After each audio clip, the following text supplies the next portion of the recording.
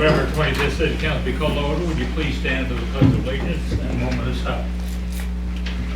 I pledge Allegiance to the flag of the United States of America and to the republic for which it stands, one nation, under God, indivisible, with liberty and justice for all. Thank you.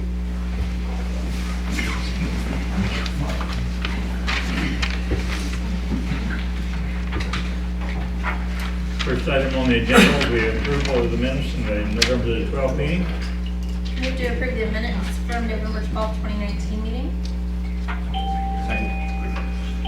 It has been moved in second to approve the minutes from the November the 12th meeting. Would the clerk please call roll? Lot? Yes. Shriver? Yes. Stites? Stay. Adams? Yes. K-9. Yes. The next item on the agenda will be approval of the statement of the bills paid in the amount of $95,059.06. Mr. Mayor, make the motion to approve the statement of bills presented at $95,059.06. It has been moved in second to approve the statement of the bills paid. Would the clerk please call roll? Lot? Yes. Shriver? Yes. Stites? Yes. Adams? Yes. K-9. Yes. Next item on the agenda will be request for comments from the public. Could you state your name and address? And you have 3 minutes. 1449 South 98th Street. I come here for one reason, and then I seen something else. 98th Street, I don't know if any of you guys have driven down 98th Street. I sent you all an email where somebody drove down it and literally ripped the roll pan out because the road is so bad. And I also seen the proposal on the K-9 unit, and I'm thinking the money for that could sure go to help some roads out around here.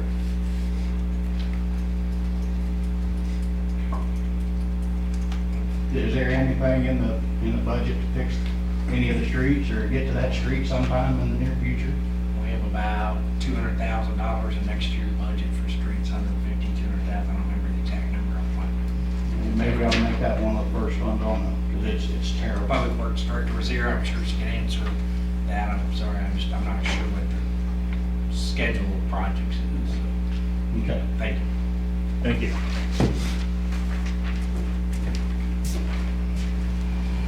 Jeff Body, 1205 South 103rd Street. On 11/19, I sent an email to the mayor and copied all the council members, including Mike Webb and Mr. Millis, and never heard anything back or any acknowledgements or anything. Nice to know that people are responding back to emails. In the 26 years I've lived in my home, my evaluation's gone up 140%, my city tax has gone up 193%. I have the paperwork if anyone cares to look at it to check my math. While looking at my city tax, I have friends that live in Shawnee whose home's valuations run from $203,000 to $355,000. They pay a city tax of between $318 to $543. Mine's $1,032. Mine went up this year, even with that little half mil levy you made. There's an individual in this room who lives in Shawnee and has a home value of $420,000. And he pays a city tax of $644. I pay $388 more dollars on a home value of $197,000. I think everyone in upper management in this city should live in the city so they feel the pain of the taxpayers. I know that city administrator, assistant city administrator, the police chief, there's a lot of people that don't live in this city that develop the budget, but they don't live here. I think the city council's asleep at the wheel on this issue, along with a few others, such as the tax breaks you get on the businesses, because you've been doing it for years, my taxes keep going up. And on the dog, I might stick around for the meeting because it doesn't do any good to sit and listen, but where's that dog gonna live at? Barner, Edwardsville, Smithville, Missouri, or Gardner, Kansas? Because I think time was an issue of getting it here. And on February night when it's icy and foggy or whatever, it's gonna take time to get that dog in its box, in its car, the guy to get dressed and drive here.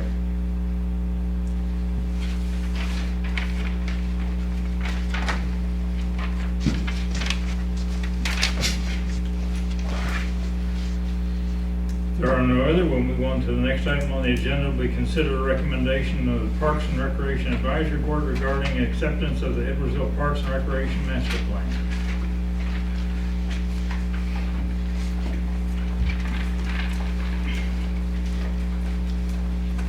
Mr. Mayor, members of council, what's before you is we're going to provide just a quick overview of the master planning process, and the final action being recommended by the Parks Board is acceptance of the document that WSU prepared, and a link to send to you on Friday. It's included in the original packet. It is available for public viewing on the website. It's kind of a long document with lots of pictures, and it's just a large file size, so it wasn't included in the physical packet that was printed. Just a quick background on the project and how we got to this point. In October of 2018, the Parks and Rec Advisory Board recommended the development of the master plan. That recommendation was brought to the City Council in November, where this group authorized the issuance of the RFP for the project. And then in March, the city selected WSU, the Public Policy Management Center, for the project.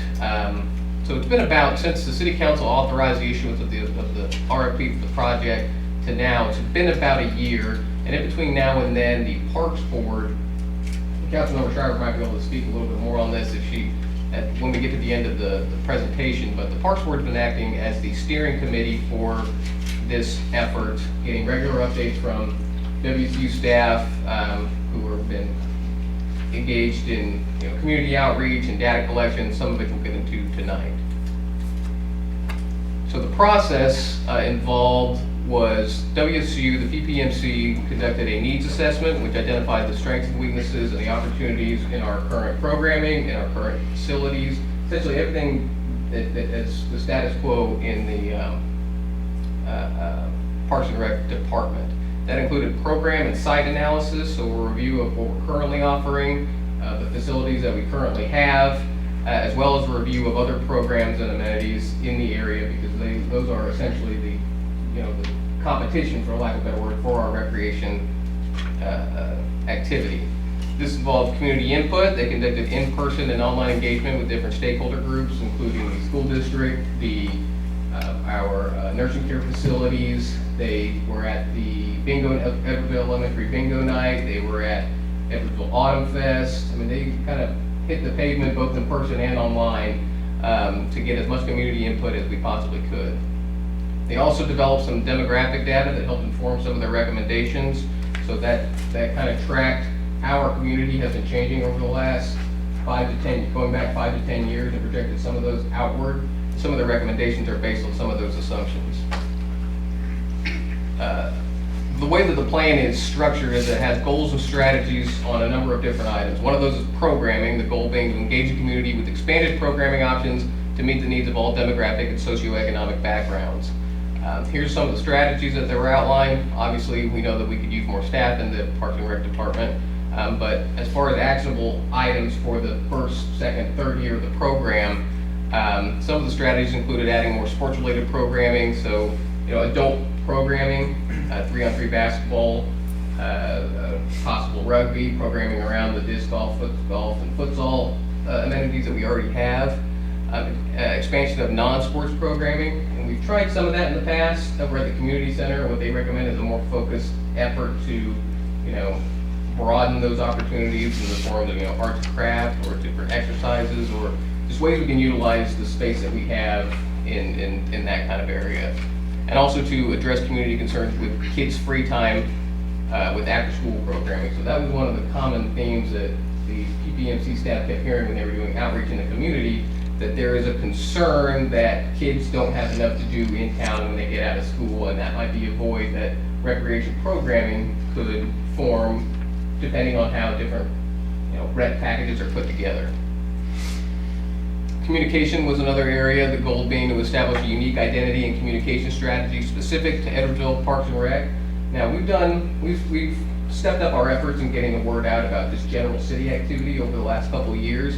What this recommendation found was that, despite all that, people are still having, the people who know about our rec programming and what we offer through Parks and Rec are generally very pleased with it and offer some high praise. The problem is getting to the folks who don't know about that. It's one of those, you can lead a horse to water, but you can't make him drink. It's one of the recommendations coming out of it was to kind of beef up or the feedback, I should say, that people prefer electronic engagement to hear some of that stuff, and we do quite a bit of that. So it was a bit frustrating to hear that, that material is out there. It's just a matter of connecting the people who want to hear it to where it's at. So we've got some strategies moving forward based around that. One of those being, as part of the website redesign that we just did, we included a package that will be essentially, if you think of our homepage as it is, it'll be like that, but tailored specifically to Parks and Rec. So easy links to where our programming, the programming schedule, where the parks are, and just different opportunities that department is offering. Another strategy would be to create a communication plan focused on electronic media and targeted print communication. So I spoke a little bit about electronic media. What we'll probably do next year is introduce kind of more regular, as part of the utility billing, just physical mailers that we know it's going to get to a certain segment of the population, mostly the older set that we see a recreation need that can be filled with that group. So just making sure that whenever we do introduce new programming, it's getting out in a variety of different ways. Connectivity was a big thing. So the goal being to connect the community physically when possible and through intentional efforts when not physically feasible. So another bit of feedback that the plan and the engagement turned up, but there's a noticeable divide, and that divide is K-32. So K-32 acting as a north and south barrier that's got some difficulties in having connectivity over a state highway, but people north of K-32 generally kind of feel disconnected from the activities that Parks and Rec has been offering because they're just not in the densest part of the community where those amenities are offered. So the strategies around that were opportunities to connect the community through events and activating the river area. So events being, we have Autumn Fest, and that's, we've kind of made some changes and trying to improve that over the years. What we're going to start doing in 2019, and the plans were kind of, underway as this plan came together, but it was kind of reinforced by the feedback that the plan was receiving, was that one-off single event, single community event, single free community events like movie nights or a field day or some kind of summer camp type thing to draw people from the north part of the town into the southern portion where our amenities are, and we could build programming around that. We've talked about at different points different strategies in activating the river as a feature. There are challenges associated with that, but a lot of the feedback that we got from the community outreach that the PPMC did was that it's a unique amenity that Edwardsville has that to this point has not really been utilized to its fullest potential. Another strategy would be examine opportunities to connect the community with pathways or trail expansions. We've been kind of slowly but surely adding to the trail on the south part.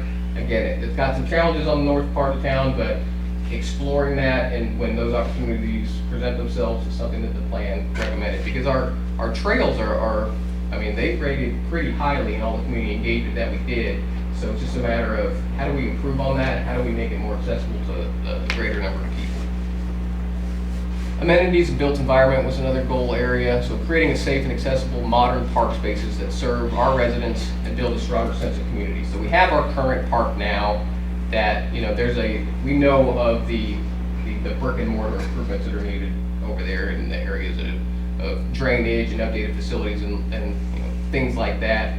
The Project Green effort that has kind of fallen by the wayside at this point, that presents some opportunities that got a lot of people thinking, and moving forward as it relates to our current park and the different public spaces that we have and the potential ones that we could offer in the near future, that's going to be an issue not an issue, but an opportunity for the Parks Board to have these policy questions around, what do we want our parks to offer? And, we've got our main park, and should that be a community gathering space with its green space, not really sports centric, and look for different areas in the town to, expand upon the rec aspect of it. So and there's some renderings later on about maybe how to develop some of the areas that we're talking about, but essentially, how do we improve our current facilities and our current amenities, and how do we strategically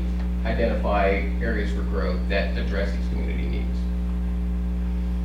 The other areas that the plan closed with is that it recommended some regional collaboration. So there's it offered some options as far as programming with the YMCA or the tech school and different non-sports programming. The school district, it mentioned unified government as a group that we, might be able to reach out to. That's got different levels of viability depending on what area we're speaking of. And then area sports groups such as, we heard not a lot, but some people had offered more non-traditional sports and rec opportunities, things like rugby and disc golf, where there are existing groups in the metro area that could be leveraged to help launch programs around those different areas. And things like rugby, they're relatively the upfront costs are low maintenance to offer that if we can cultivate an interest in that kind of activity. Financial implementation, it recommended seeking out grant funding and introducing some of the kind of what I'll call standard revenue streams that a lot of parks departments have. So things like impact fees with building permits and large housing developments. An implementation timeline is part of the full plan. It has a tentative timeline and engineering costs, which are usually inflated, so we don't underestimate. But on some of the larger capital improvements. And those are,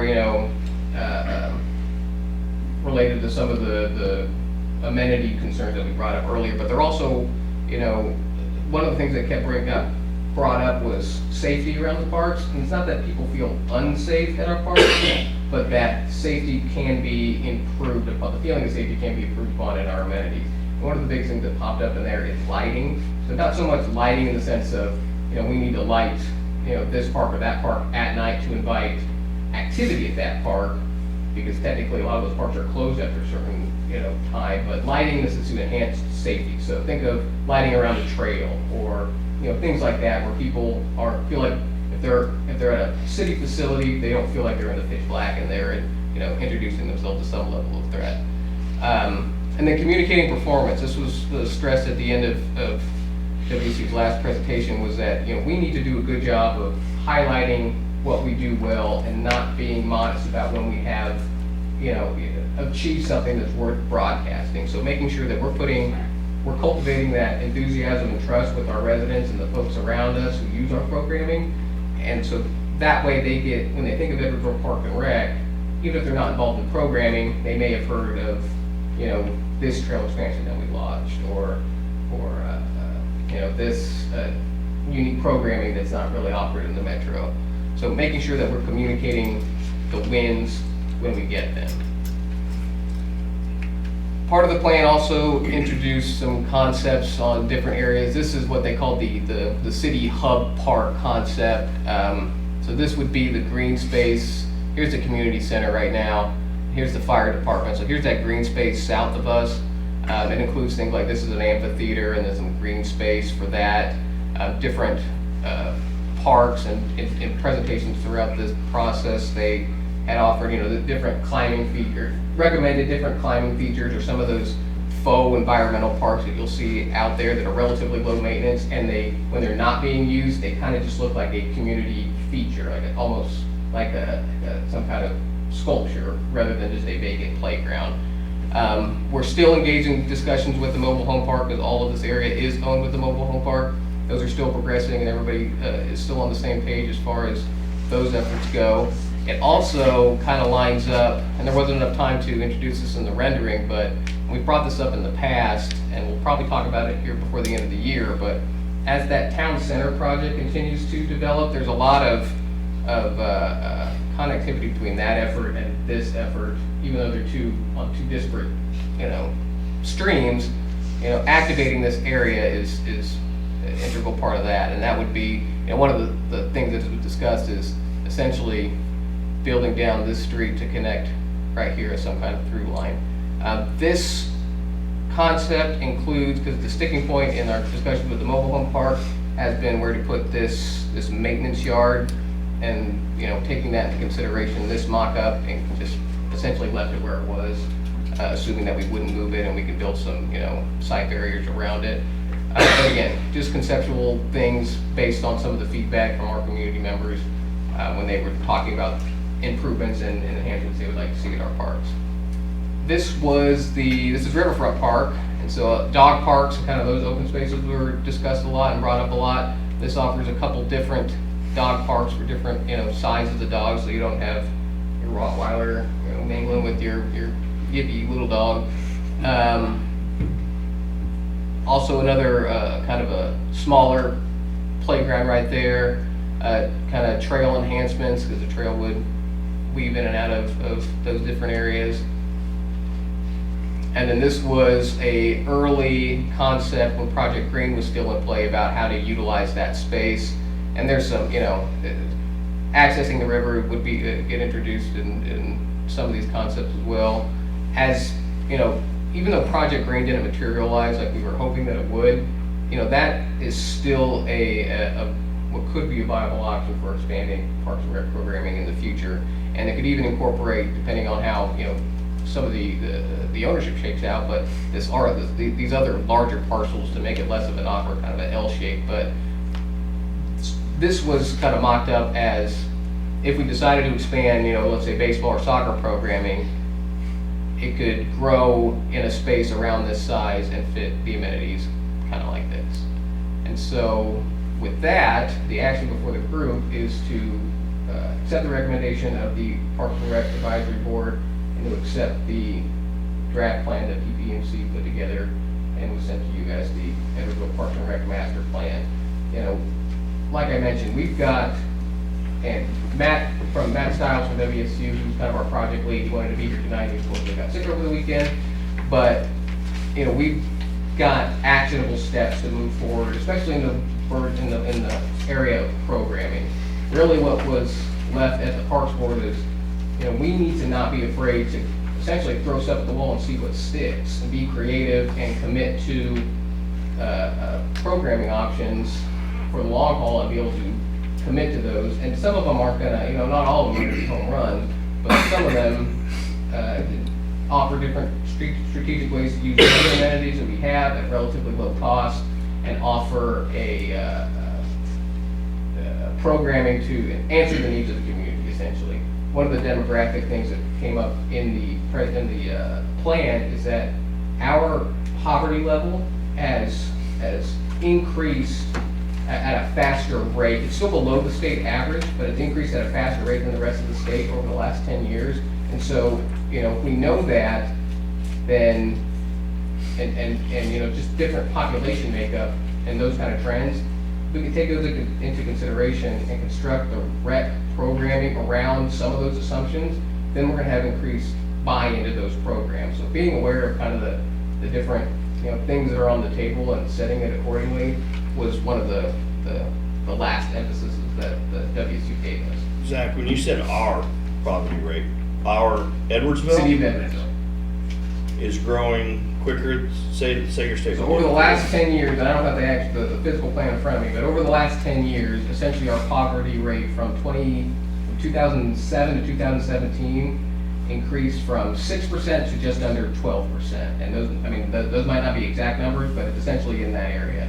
So that rate has been at a faster rate than the rest of the state.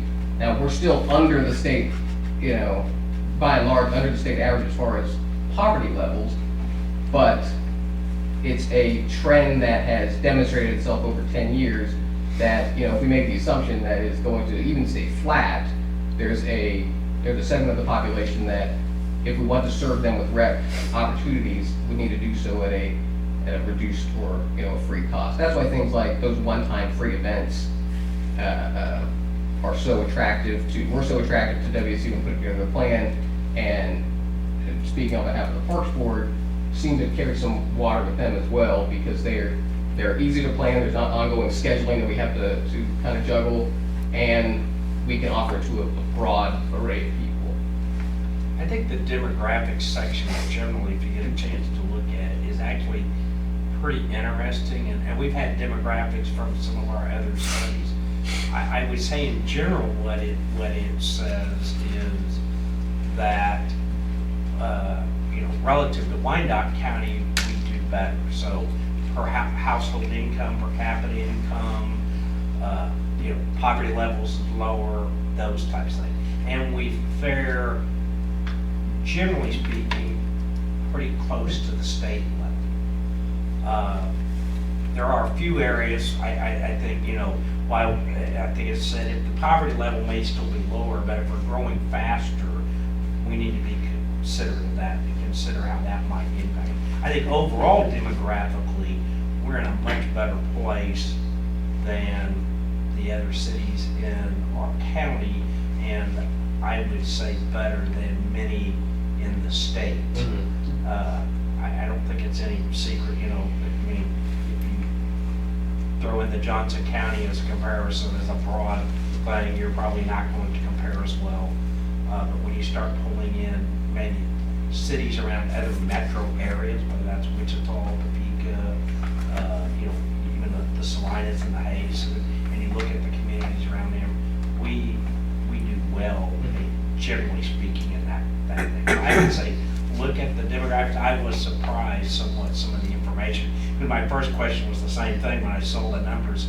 I had to go look and say, okay, are they saying Wyandotte County, or are they saying the city of Edwardsville? And so they show it by the city, by the county, and by the state typically. So they've got those three broken out of that. So it really is some pretty valuable information. They did some good graphical information with it. So Yeah, I think that'd be very valuable to not just parks planning, but quite honestly, some from economic development. I think there was some great information. The thing that jumped out to me was 33% of the population is 19 or under.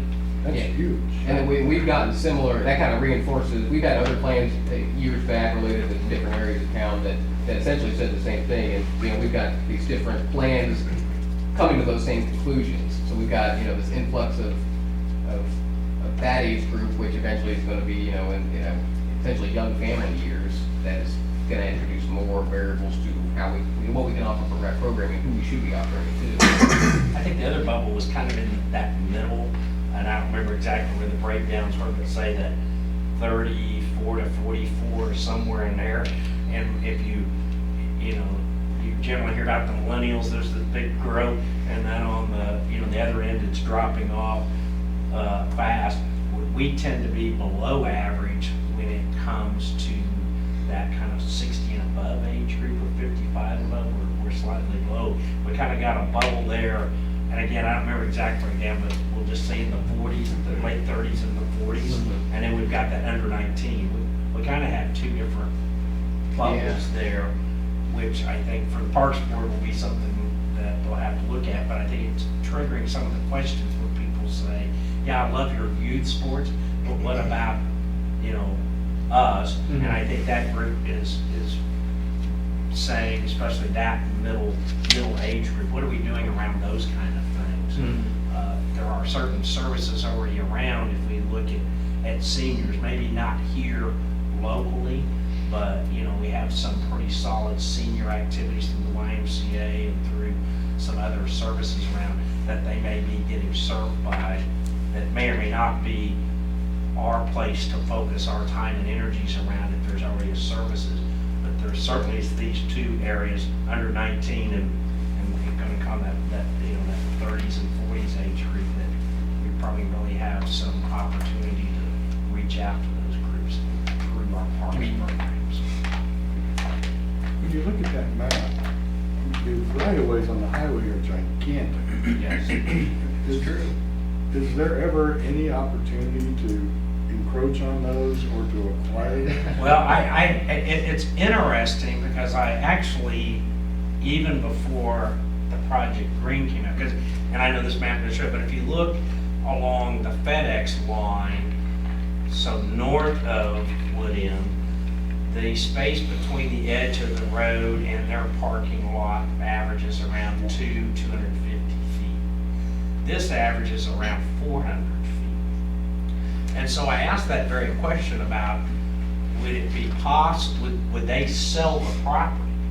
And the interesting answer is that area is apparently at least, well, I should say, is an easement. You're talking about this area right here? Yeah, that to the north, that open area. So they have an easement from the property owner, not a right-of-way, which right-of-way would have transferred ownership to the state. So technically, the state doesn't have the ownership, they have it as a very long-term easement. And they have said to us, if it was for a public purpose, right, so I can put a public street within that easement, but you couldn't sell it for use, but it could be used for access purposes. Could you like put a soccer field on No, I don't believe so.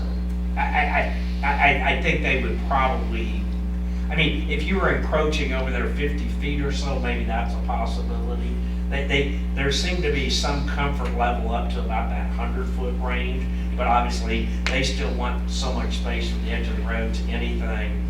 And from what I understand, the reason why they have that large area is in the future, if they ever have to, and it will at some point, right, they have to do something with the bridge.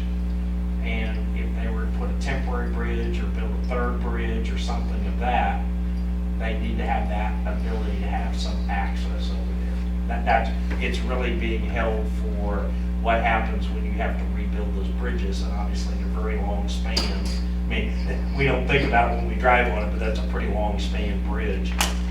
So I think that's mainly why they got that extra property. That's kind of a summary of what I got from KDOT. Never thought about it at the time, but so it's possible, but not from a sell. I mean, it was pretty clear that they were not, they wouldn't have the authority to sell it. Now, don't ask me who the underlying owner of the property is and how far back that goes, because I have no idea, and I think it would take, I'm sure it's there somewhere, figuring it out. It may go back, a long, long time. We may have to go back to the beginning of time to find out ownership, so. I had a couple of questions, or, probably more like questions, like concerns. One is, I had mentioned originally that I would really like to have been a part of the behind the scenes in this. I would have loved to have known, you said there were different presentations, any of them beforehand. I did go to multiple of the public opportunities just to speak with the guys, but I would have liked to have heard of any of those before tonight, just to have kind of been able to ask Wichita, especially since they're not here tonight, some specific questions. For the amount of money, I guess I was expecting less of the strategies, because I heard a lot of those in our 4-person meetings at the shelter, and bouncing, here's some ideas, but more of feet on the ground, how to do it. This is what they suggest we actually do, and maybe less youth programming, but more of a concrete than an abstract idea. I guess, maybe I'm not on the right track. I just kind of thought for the amount of money, we would get more pointed direction than gray area. Well, I think that the plan does offer pointed direction in that our rec programming needs to be, we need to be creative with it. And that is a bit abstract, and it does have some in the body of the plan, actual recreation recommendations, or programming recommendations, I should say, that we can act on. If you do have specific questions, then I could bring those back to WSU and see if we can get responses on those. But I do think that the plan offers a strategy rather than a kind of a recipe, if that makes sense. So it does have an implementation timeline with costs associated with those. That's more what I was looking for. Right, and those are in the body of the plan. I didn't pull those out because those are like I mentioned, those are largely conceptual figures based on engineering estimates. They did have an engineering firm provide those estimates as to what this improvement would cost, what that improvement would cost. And there is some recommendations on generally how Parks and Rec divisions and departments are funded, and revenue streams that we currently don't have and that we could introduce. So there are some of those kind of nuts and bolts, actionable items. But again, if you've got specific questions as to engagement or the makeup of the plan, I can answer what I can. But as far as process-wise, I might bring those back to WSU if we've got those. Okay. I think one of the things that hopefully the plan helps us do, so, and I think it provided the framework. So, we've heard a lot about activating the river. We heard things like having permanent restroom facilities, things of that nature. I think where this will have to go from here then is from a staff level, from the Parks Board. So where do you want to spend those resources? Or if we take City Park as it is today, and you know, is that become your main sports park? Or, you know we can't do baseball and soccer if we want to have, 4 soccer fields. I mean, it just has space and things. So now the question is, okay, we want to expand property, and there were some things in there about ratios collectively now, right? We have to figure out, okay, so where do we get that property? What kind of money?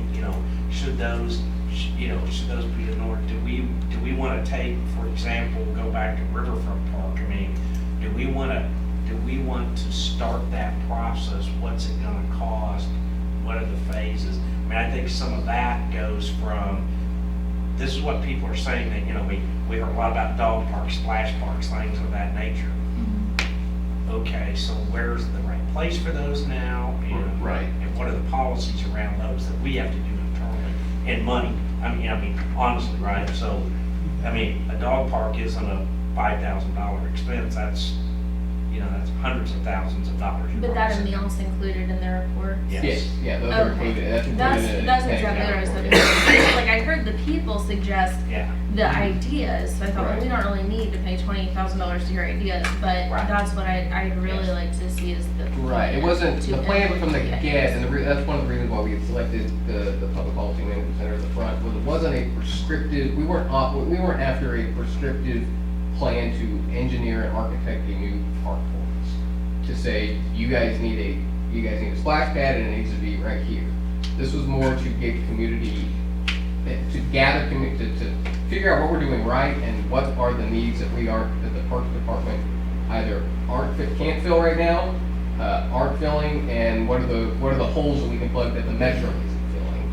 So that's why, like Mike mentioned, things like dog parks and splash pads were brought up and validated by the community, the amount of community input that we got from them. But there is and it's not a hard and fast, like I mentioned, timeline, but there is here's what you should do in 1 year of the program, and that's fix the drainage at the park, and it's gonna cost X amount, and our engineering thinks it's gonna cost this amount of money. And then year 2, you start building building out the hub park concept and introducing river access or things like that. So it's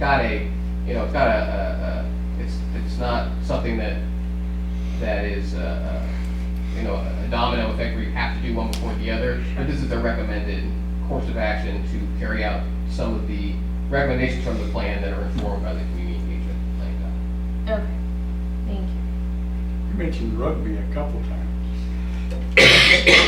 What stimulated the rugby conversation? Is there an expansion of rugby in the area? I think because to Mike's point about that demographic growth that we're seeing in that, the teen areas and that adult programming where it's still, you're still an active adult, that's an area, that's a rec opportunity that just is growing in popularity, and it's a need that the metro as a whole isn't really fulfilling.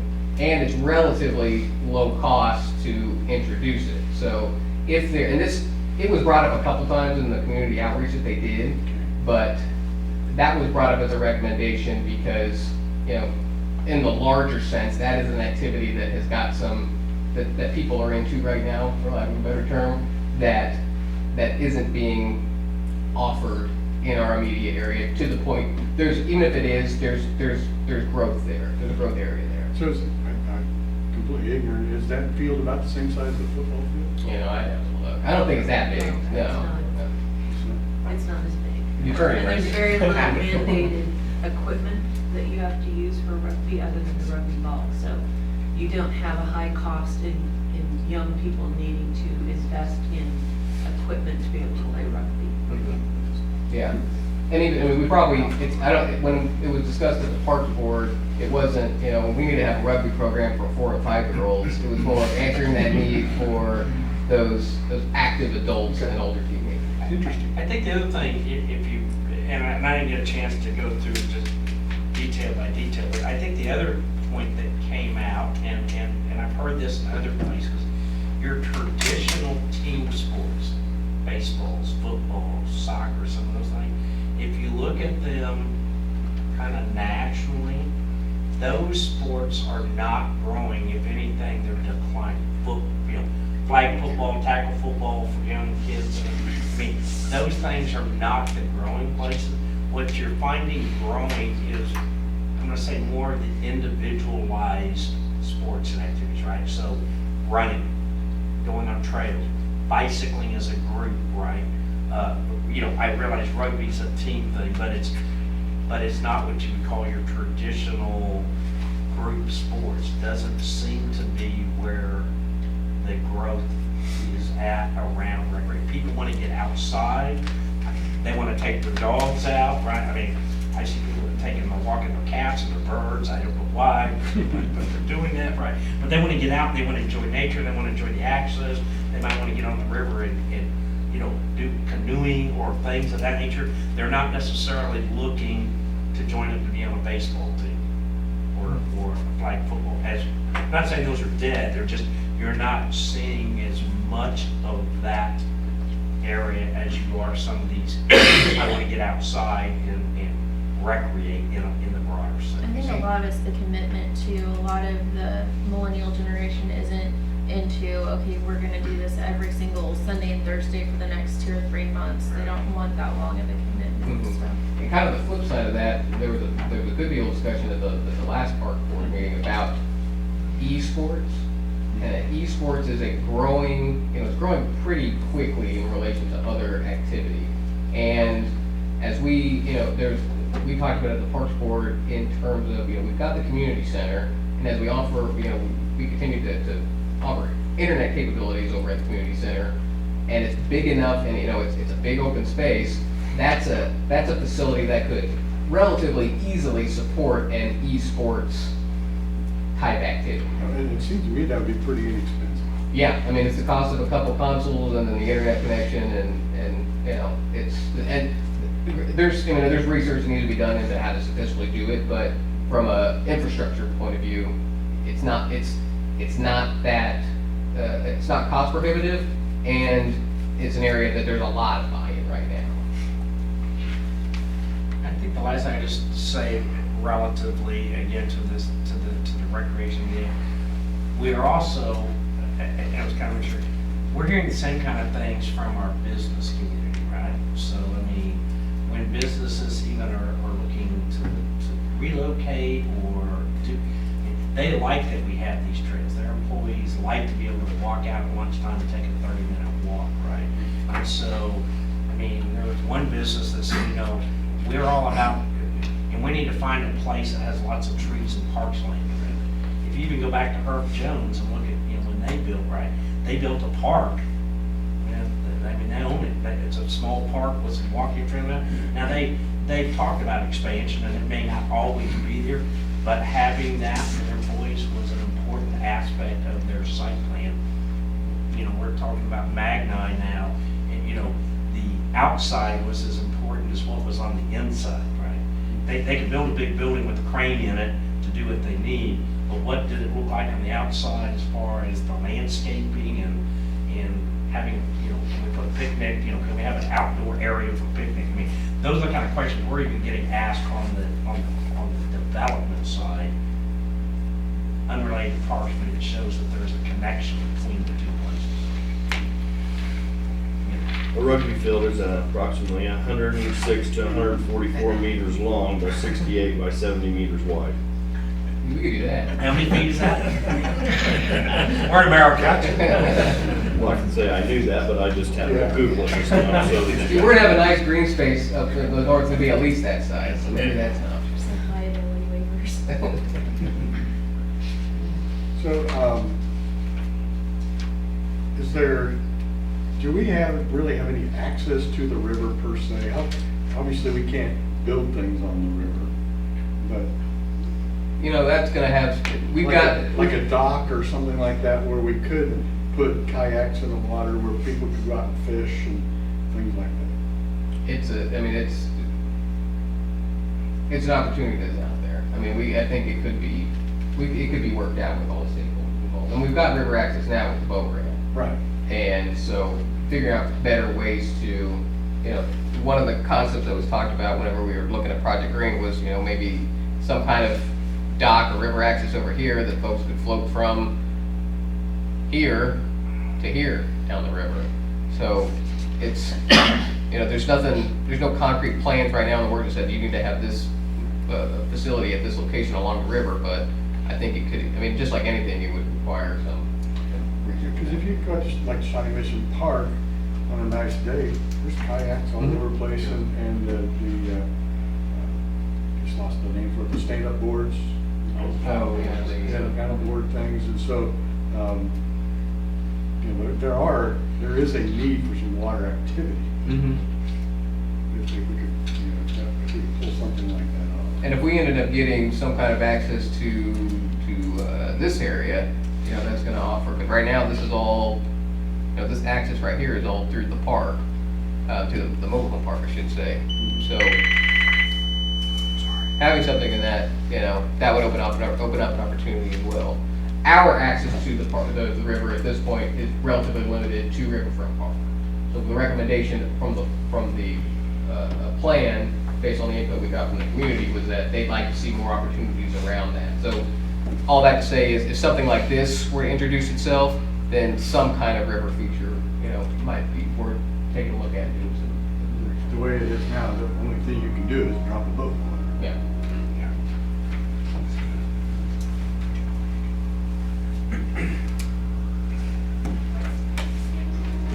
So if there's no other questions, I want to make one correction on page 2. It says Burlington Northern Santa Fe Railroad separates. oh, that's, Yeah, it's UB. They might, huh. I didn't catch that one. that's on page 2 of the letter. I'll let them know. It hasn't been printed yet, so That's I will what let I'm them know. At least a page 2. We'll make sure all the first It's not. So again, if there are some more specific questions about process that I can't answer, that you want to get direct to the WSU, I can certainly reach out. They'll be more than willing to answer those. Like I said, the intention was to have their staff here tonight to present this plan, but unfortunately they couldn't make that work. Zach, the only thing I think that I would add to it that I would have liked to have seen is some sort of success stories that in towns this size, this is, and I understand what you're saying about, you know, throw it against the wall and see what sticks. Well, that's costly and timely, you know. Right. Time, So I would like to have seen you know what, we're not unique. I mean, there's other cities that are this size or maybe smaller that are along the river that have a lot of what we have to offer too. And this is what has worked for us, you know, versus, you know, we put a rugby team together and no one shows up. Right. You know, I'm not saying, I never heard anything about rugby, Sure. you know. And I mean, I don't mean that throw it against the wall comment was, I don't mean to say that their recommendations aren't to be strategic. Well, and I know that we don't want to be in a box either. Right. We need to think outside of that and see, there's things out there. You know, 10 years ago, we would have never been talking about having a e-game center, you know, which I know now. I mean, you look across the country, I've done some study on it. In some of your upper end hotels, there's a whole floor designated to where people that are staying there, they're designating a floor to e-gaming and drone flying. You know, nobody would have talked There's about. college programs around esports, right? Right, exactly. So I agree, but I'd like for them to have, or maybe they can come back with something even and say, this is what. Some kind of appendix. Yeah, that's, hey, this is what we've done in this city, and it's worked. And they might be able to come back and say, you know what, this is what we did and it didn't work. So you guys might not want to waste your time with that one. So that's all I have to say. And I would personally like to have them make a presentation. Okay, that's. We had this scheduled, Matt was going to be here. Right. I understand, but I would like to hear their view of things, and maybe some of the students that were involved with it, to give us some of their interpretations of what they heard and what they've seen, you know, some of the kids from different parts of the state or the country that are involved in the program say, you know, hey, in Philadelphia, there's a small town that did this. It's kind of cool. You know, it's exactly what you said. Because don't try that. Sure. It's a money pit. Well, I'm all for accessing the river. I've said this for, now for at least a year.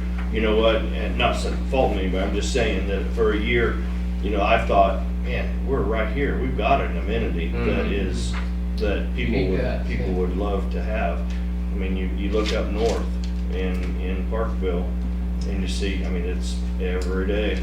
People are full, and there's a dog park right there beside a walking trail. And then just off of that is restaurants and little shops, and so I think the river is definitely a go for me. And that's kind of what I was hoping to see too, is, okay, how do we access the river? Like, we know we want to access the river, we know we want. And what does it mean more, to access the river? Right, we want, some more outdoor activities and that sort of thing. I mean, at least in just hearing people that have come and spoken to me, we know the wants of the community for the most part, but I'd like okay, this is a recommendation on how to do it, and that might be in that specific plan that can meet you beforehand, but I'm kind of feeling like it might be better to hold off on approving the plan until we get some of this feedback and maybe that presentation from Wichita. I agree. So I think what I heard is for follow-up, so maybe some good examples of how river access has been implemented and used. And then I think you used the word success stories, or which is what, maybe what, things have been done in, other cities. I mean, one of the things that comes to mind for me is like DeSoto, right? So DeSoto decided to do that, and they actually put an RV campground out there, right? So they had to invest in some of the amenities to do that, right? To do that, and so I think there's probably some good examples from around. There's certainly good examples on how a river can be an economic engine for a community. Right. Traditionally in the Midwest, right, we've used rivers for transportation and industrial uses. Right? We haven't done a great job. As you get into the Southeast, you see, not that they don't do anything, but you see rivers used as part of communities, right? I mean, just was in Nashville, right? So they got a big river. Obviously, it's still a barge traffic, but yet their town and stadiums and things, had built around the water, and so they then figured out how to use it. Or, obviously, everybody, San Antonio Riverwalk, right? I mean, that's like the, probably the golden child of how they took, and that was a flood control project, right? It wasn't built for economic development. It was built for flood control. They needed to divert water for flood control purposes, and then it became the Riverwalk. It didn't start off with the Riverwalk being the primary goal. So I think there are some examples that maybe would apply closer to us that we can look at, and maybe what some other park programs are doing. I see some options for our community center, how, we've heard, and they brought up a great thing, so our community center's there, but there's no outside area with the community center. So what would that look like? So then you can do wedding venues and things. And again, I go back to our discussions around economic development, what we did with Clemens Realty, and they said that same thing, said, there's this market out there for event space, but the event space needs to be indoor-outdoor event space, right? So an area that, so you can have an indoor thing, but where do you go when you want to go outside, right? So there's space, how do we engage that? So I think we can find some good examples of some of these items that they're talking about. Things like drainage and stuff, we know that's a problem, it's been a problem. If you want to have better grade sports fields, you got to irrigate, right? Put a sprinkler system in, fertilization, active program, you can improve the quality of your sports field. And with that means who's going to do it, how you pay for it. I mean, when you have a one-person parks department, effectively, we know that we're only going to get so far with some of those types of things. So, anyways. Well, I also want to see rugby-based economic development. Yeah. I think it's just such a crazy idea. I want to hear more. Well, I'll add my 2 cents too, since I do sit on Parks Board.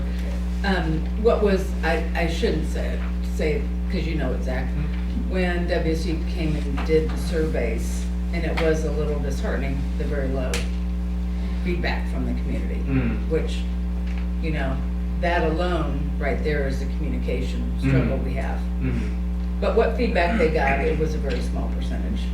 So they did a tremendous job with the information that they had. But there's, you know, the school, they went out to all the activities. They went out trying to get this information, had it on the website. I mean, it's just, I was surprised. Where's the feedback? Yeah, What do we these got about people want? 5% of the population. Correct. Provide feedback. Exactly. I was like, what? Between the surveys and. We're the- begging the people, what do you community want? outreach. So with that 5%, they did a tremendous job. I mean, there were some, you know, one of the pool, community pool, that's all the way out. There's, Yeah, right, exactly. So I think they did a tremendous job if you open up that packet and look through the information, but communication is big. I think it gives us a good That's- guideline. Right. So, I mean, how much information did we not get? right. But I think they had enough to go with as far as the population. And what did shock me too was that poverty level too. Mhm. So And I it's- think we need to focus on the free events, which those are easy. The engagement effort was, I mean, I think disheartening is probably the right word for it. Because even when there was, you know, a development in the parks, in the area of parks, kind of separate from this plan where, Right. you know, it was getting in the rumor mill that the city had sold the park and there was all this outrage about it. And, you know, people, you know, not as well informed as we wanted them to be. And then we tried to inform them and say, hey, we're all gonna come and have this meeting at this date and we'll update you. Even then was not that well attended, but we had the metrics so that it was on the public And consciousness. I shouldn't say disheartening, I'm saying I think there is a communication lack. There's, I For sure. mean, we don't have a newspaper. I mean, I don't know, we've got Yeah, to it's a hump figure out that how to it's hard to get over. get to everybody. So I think the recommendation I'm hearing is to table this discussion until the December 9th meeting where hopefully we can secure some WSU staff to be here and beef up some of those areas that we talked about. Sounds good. Thank you, Jeff. So I'll need someone to make a motion for that. Yeah, we need a motion to table this until December the 9th, you say? Yes, sir. Make a motion, do we need a specific date or can we just do a future meeting? Yeah, that's probably safe. We'll try and secure it before the last one, before the end of the year, but. Make a motion that we table item number 4 to reconsider at a future date. Second. Okay, motion and a second to table item number 4 until a future date is set. Is that correct? Yes. Okay. Would the clerk please call roll? Malat? Yes. Shriver? Yes. Dyke? Yes. Adams? Yes. Okay. Yes. Mayor, do you mind if I'll just take this from my seat here this evening? It will be a fairly You're quick, fine, yeah. but if I need to, oh, I'm sorry, I thought never mind, I don't want to end. No, we're going. Go ahead, I was somewhere else, so, Sean Middleton, our finance director, will handle the next few Okay, items. Go ahead. next item on the agenda to consider responses to auditing services RFP to select a firm to serve as the city's auditor for the year ending December 31st, 2020. Actually, it should be 2019. It should be 2019, Yes, sir. okay? Strike that. We, Oh, sorry. Yeah. I'm looking at It's the in that paper, folder. not the Yeah. agenda. Go ahead, Sean. Mayor, members of the council, the Government Finance Officers Association recommends local governments submit a request for proposal for auditing services every 5 years in accordance with their best practices. In addition, the city's current auditor chose not to respond to the city's request for proposal as they are no longer performing municipal auditing services. The City of Edwardsville issued an RFP with the bid process closing October 30th, 2019, and 5 firms responded, and the firms are listed in your packet. After initial review, which included a numeric scoring system, reference checks, and subsequent interviews. Staff recommends the selection of Gordon CPA of Lawrence, Kansas as the city's auditing firm. Sean Gordon, the owner of Gordon CPA, will be the principal manager as well as the primary contact throughout the course of the audit. Mr. Gordon has extensive experience in local municipal auditing, having worked with Mice and Hauser Company for numerous years, which performed audits for similar communities such as Edwardsville.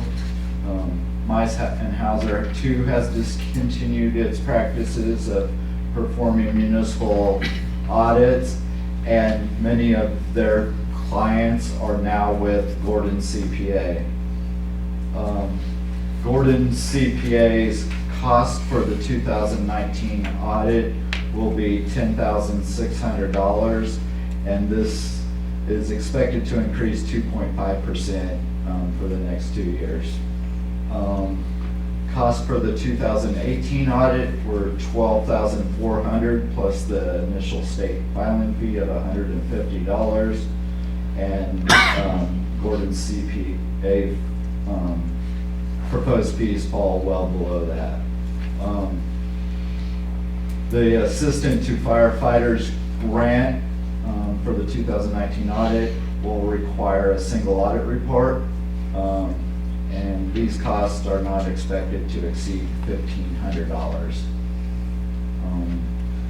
Staff recommends selecting Gordon CPA as the city's auditor and engage the firm to prepare the audit for the year ending December 31st, 2019. Sean Gordon of Gordon CPA is here to answer any questions you may have regarding the 2019. Sean, would you like to just quick tell them who you are? Sure, yeah, Sean Gordon with Gordon CPA. As Sean said, I've spent my career for the past 11 years with Mice Housing Company. They are no longer performing government audits, so I've kind of purchased them out and taken on some of their clients. So like I said, I've been doing this for 11 years now, and I'm well experienced in auditing cities, especially the size of Edwardsville, or comparable to them. You have approximately 27 20 odd clients with me currently. Hopefully continue to grow. So there's no concern with capacity or? No.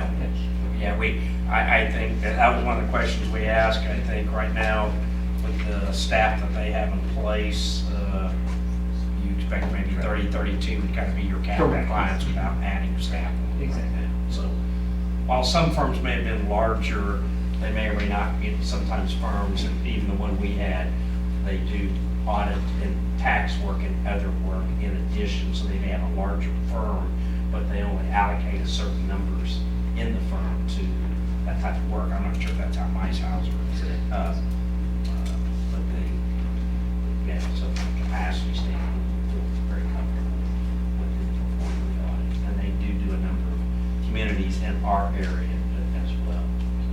I don't recall off the top of my head. Lake Rivera, Turner School Districts, Bonner Springs, then south of here is like the city of Lewisburg.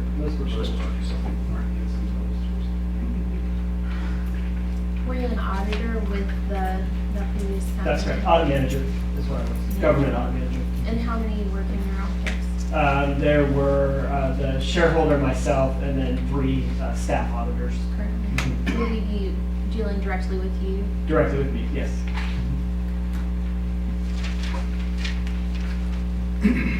Make a motion to accept the provided RFP to select Gordon CPA as the city's auditor for the year ending 2019.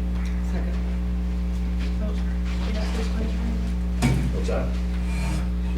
No, it's not, it's 2019. Oh, I'm sorry. No, that was one, that's Yeah. kind of on the agenda. Okay, sorry. And I think he's reading off of the sheet rather than off of the, Yeah. off the agenda, okay.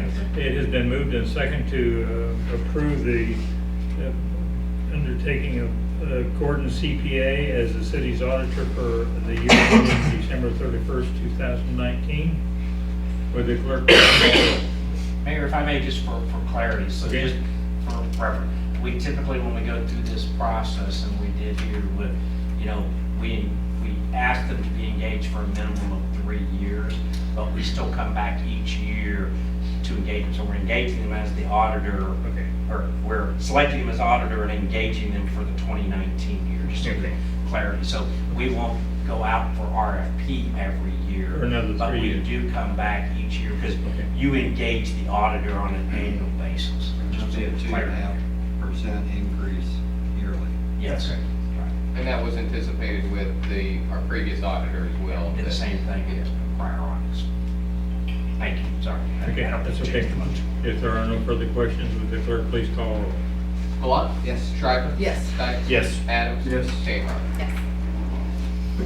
Thank you. Thank you. Thank you very Thank much. you, Sean, for sitting through with this. No problem. Next item on the agenda will be consider resolution 2019-16 regarding gap waiver for the 2019 audit. Mayor, members of the council, Kansas statutes require local governments prepare fair and accurate financial statements on the Kansas Municipal Accounting Guide of Regulatory Accounting Practices. This would waive the generally accepted accounting principles practices, as many cities within the state currently use the regulatory basis of accounting. Should the city not adopt this resolution, the city would be required to report its financials on a cash basis as well as the GAAP basis, which would increase the cost of the audit significantly. Staff recommends adoption of resolution 2019-16, which would waive the GAAP requirements and allow the city to continue reporting its financial statements on the regulatory basis of accounting. I'd just like to add, and I probably add this every year, we are not waiving that we do our accounting in good general practice. It's just the reporting mechanism. Again, in Kansas, regardless, you have to report under the statutory cash basis, even if you did a GAAP-based audit. Generally, you only see that in larger cities, or if a city issues a lot of debt and the bond market requires it.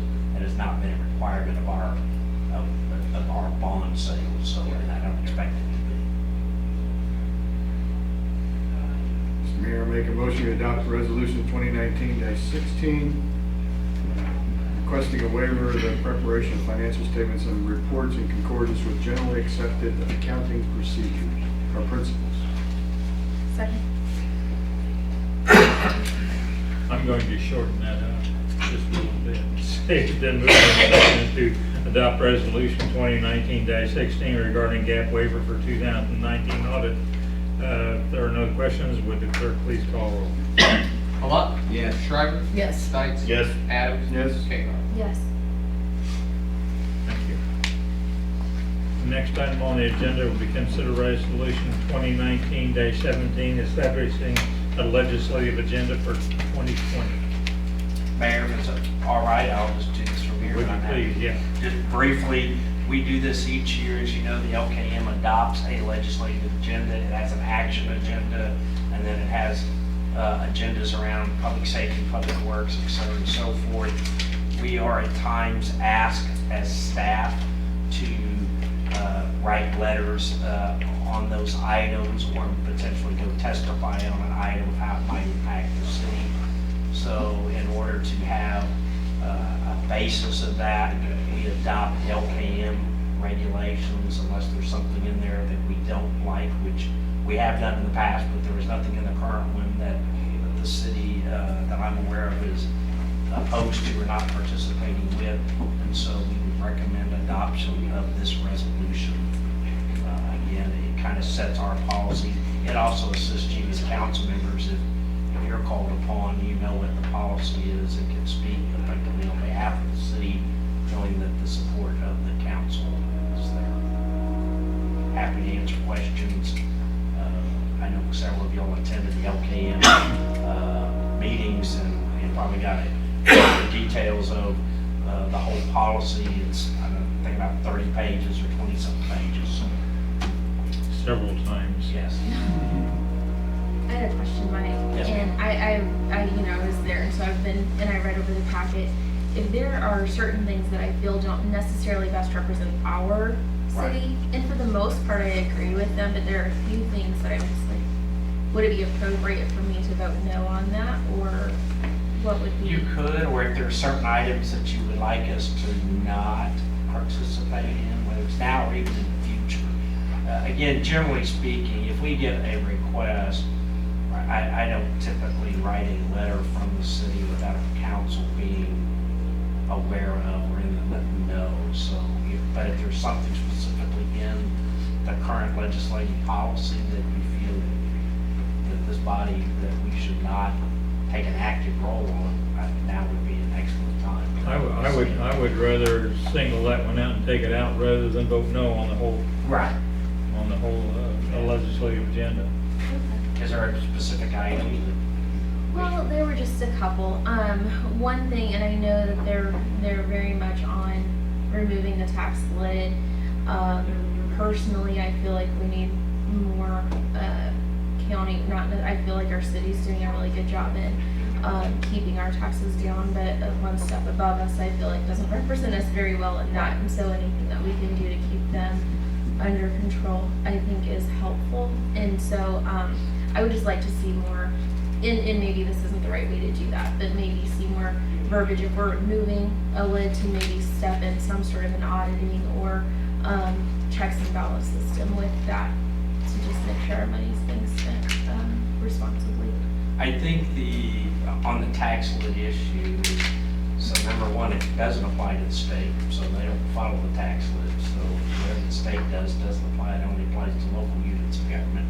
So it does impact the city, the county, the school districts, are all covered by that.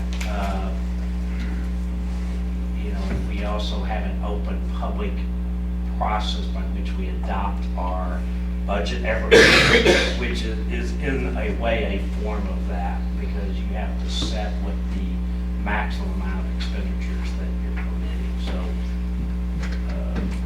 And again, I'm not saying as a city, but I think we could use some more oversight in UG, specifically college board, things like that. And so, I mean, again, I don't know if it's the appropriate time or not, but I just thought that was just kind of sticking in my mind a little bit about, could I go speak and defend that? No, I really couldn't. So. I think the tax lid issue as a whole, and the mayor is chair of LKM, so we need to different. I mean, I think it's unlikely that the tax lid will get repealed in its entirety. I think the issues around the tax lid came that it was added to a consent item at 1 o'clock in the morning and adopted without any public input is really what the challenge was. So I don't believe the tax lid in and of itself is going to go away. Could there be modifications to it? It's possible. I think the bigger issue relative to local governments is the budget process and how the tax lid has impacted, not so much that it's tax lidded us or set our range. It's the process of you're trying to adopt a budget in August, and this year was a classic example, and then here you are 2 months later getting information that wasn't available to you in July, and now we have to go back and redo our notice and et cetera. So And I think what you're saying isn't necessarily incongruent with some of the efforts that LPM has already made to better define the tax lid procedurally.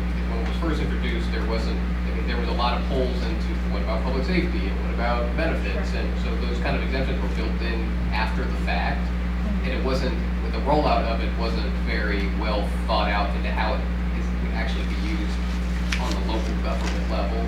And LPM has been involved in improving those procedural mechanisms to better reflect. Yeah, LKM has been very involved in adding those exemptions for public safety and things like that. I'm not quite sure that I understand what your concern is about other entities and the tax levy. Well, and it's not the tax Because- lid in itself. There were a few items in that same fiscal policy, whether it's how we determine, our tax appraisals, right? The time to rethink how we're doing that. So many people are being caught off guard. It's mostly around taxes in general in our area than just specifically that one policy. And if I'm the only no vote, if we need to move on, then I get it. I don't want to hold everybody up. But that was just something that's just kind of been an issue, I think, in a lot of people's minds lately. So. Yeah, appraisals is another animal altogether. However y'all want to, move forward. Again, I think it's been, we generally use it as our guideline. For example, the unified government typically adopts its own legislative agenda, and that's fine. We could do that. We have just taken, this route of adopting the LKM as a member of LKM and adopting that. But that doesn't mean that, LKM could support something that we, for our purposes, we wouldn't support in testimony or otherwise. I don't think this necessarily says absolutely, if you adopt this, then you can't now go back at some future date when something comes up. Most of these policies are, pretty broad, right? One, fair taxation. We should, we can support fair taxation. What is that here, or what is that in some other place? It could be a lot different. We have public safety in the sense we have a fire department, and if you took most cities our size, they're probably out west, they don't have a paid fire department, so for them, it's not an issue, because they don't even have that. So there will, I shouldn't say will, there could be times that comes up. I will say over the years we've done it this way, I would say I maybe drafted a handful of letters of, either in support of whatever the LKA position is, pretty rare. I've always been copied back to the council, because it's really, it's a city issue, it's not an individual. I don't know that helps. It should be nice if we put in there that the state has to function under the same rules as they impose on other municipalities. Yes. And we can take that to the federal level as well. Yes.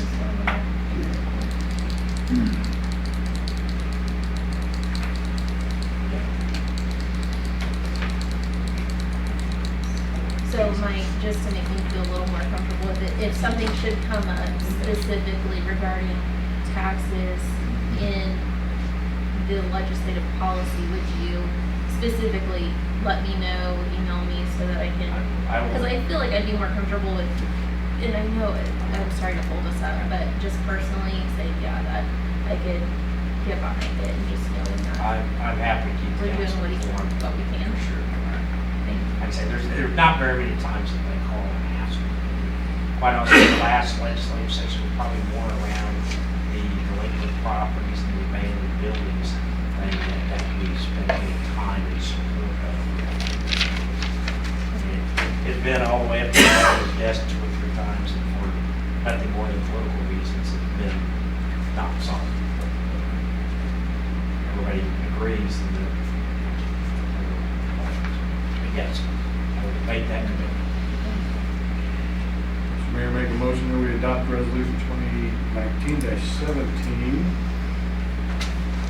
supporting the 2020 League of Kansas Municipalities Statement of Municipal Policy and adopting such as our legislative agenda.